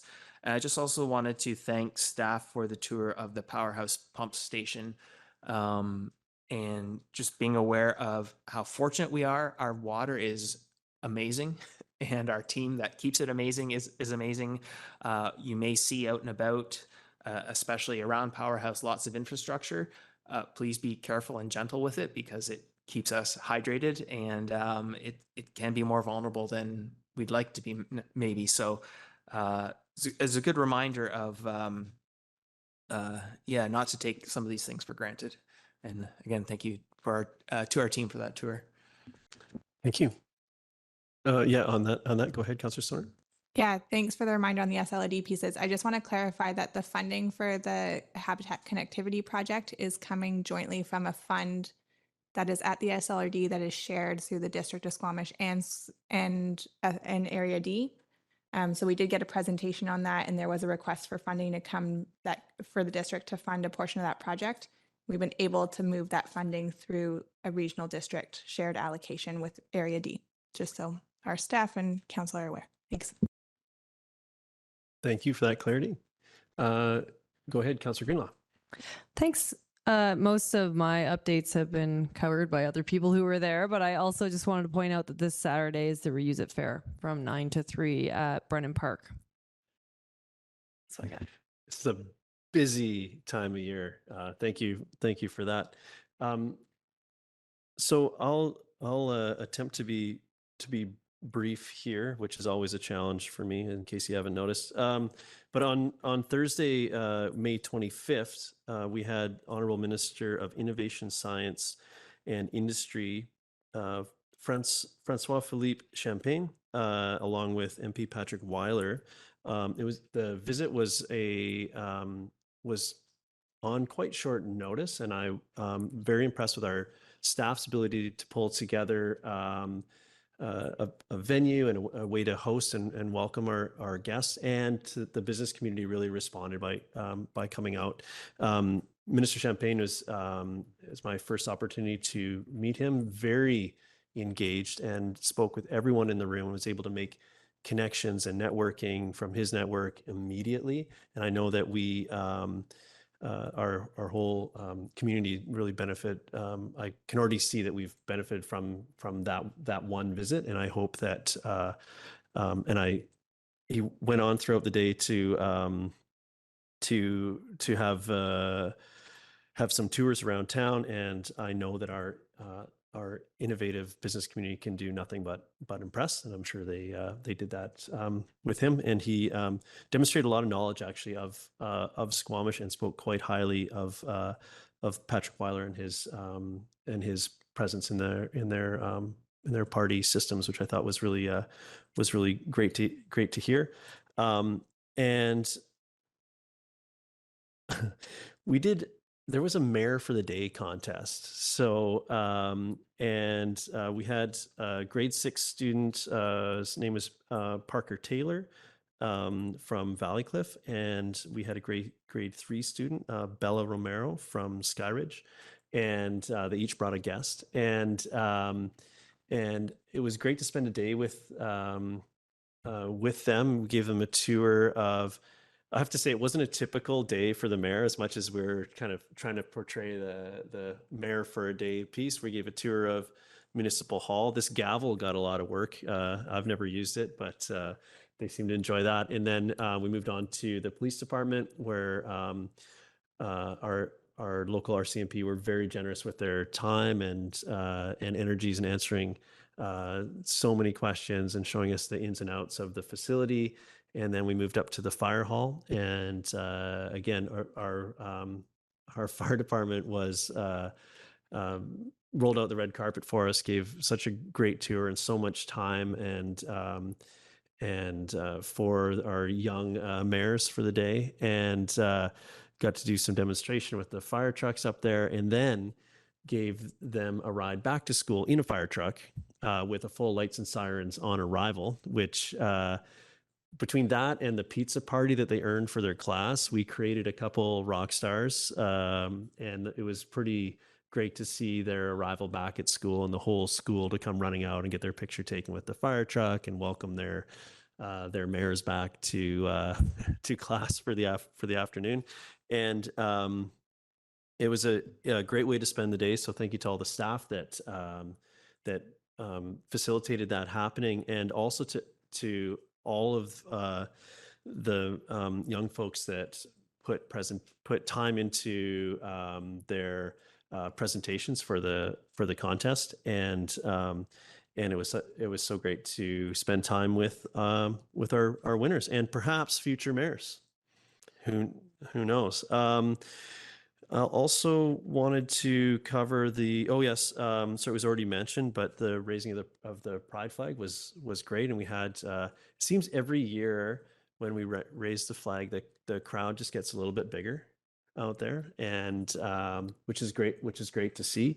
And again, that's just one of the, I'm happy to be able to raise the flag above Municipal Hall for this month, but I am more proud of the values that I know get carried throughout the organization year round, to reflect what the flag represents. And I have to say, arriving here today, I know that the feed doesn't necessarily show what's happening except for the one flag over my shoulder, but the chamber's never been so proud. Yeah, there you go. Get some there.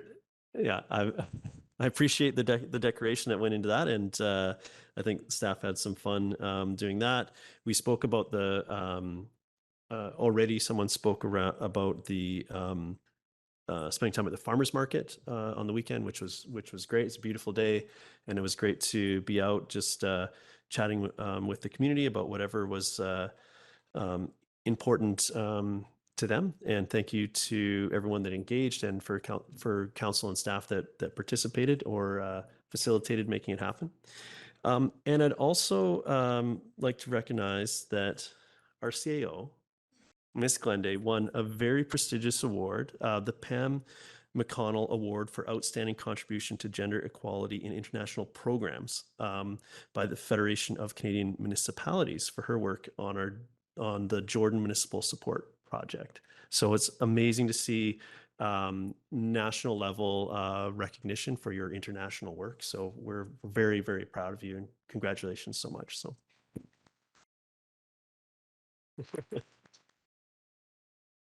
And that concludes my update, but Councillor Pettingill. Yeah, thank you, Mayor. And you reminded me of something that I don't want to miss. After we got to meet with the minister at the fire hall, I went up to Porto Cove and there was a pole raising. This pole was carved by Neil Baker and Delmar Joseph and all the kids at Stopma School. And it was a really moving ceremony, very well attended. Minister Heyman was there. And really quite moving, especially to see some of the kids who were particularly involved in the programming, and they would sneak out of class to go and carve the pole, and just the pride and the smile on these kids' faces was really heartwarming. It was a wonderful ceremony and day. So I was really privileged to be there and to observe that. Thank you. Seeing no other councillor staff announcements, we don't have a motion to close, so we'll be looking for a motion to terminate, which goes to Councillor Hamilton, who's particularly sharp today, seconded by Councillor Stoner. And I'm going to start looking left going forward here, but I'll call the question. All in favor? Motion carries unanimously. Thank you so much, everybody, for all your work today and always.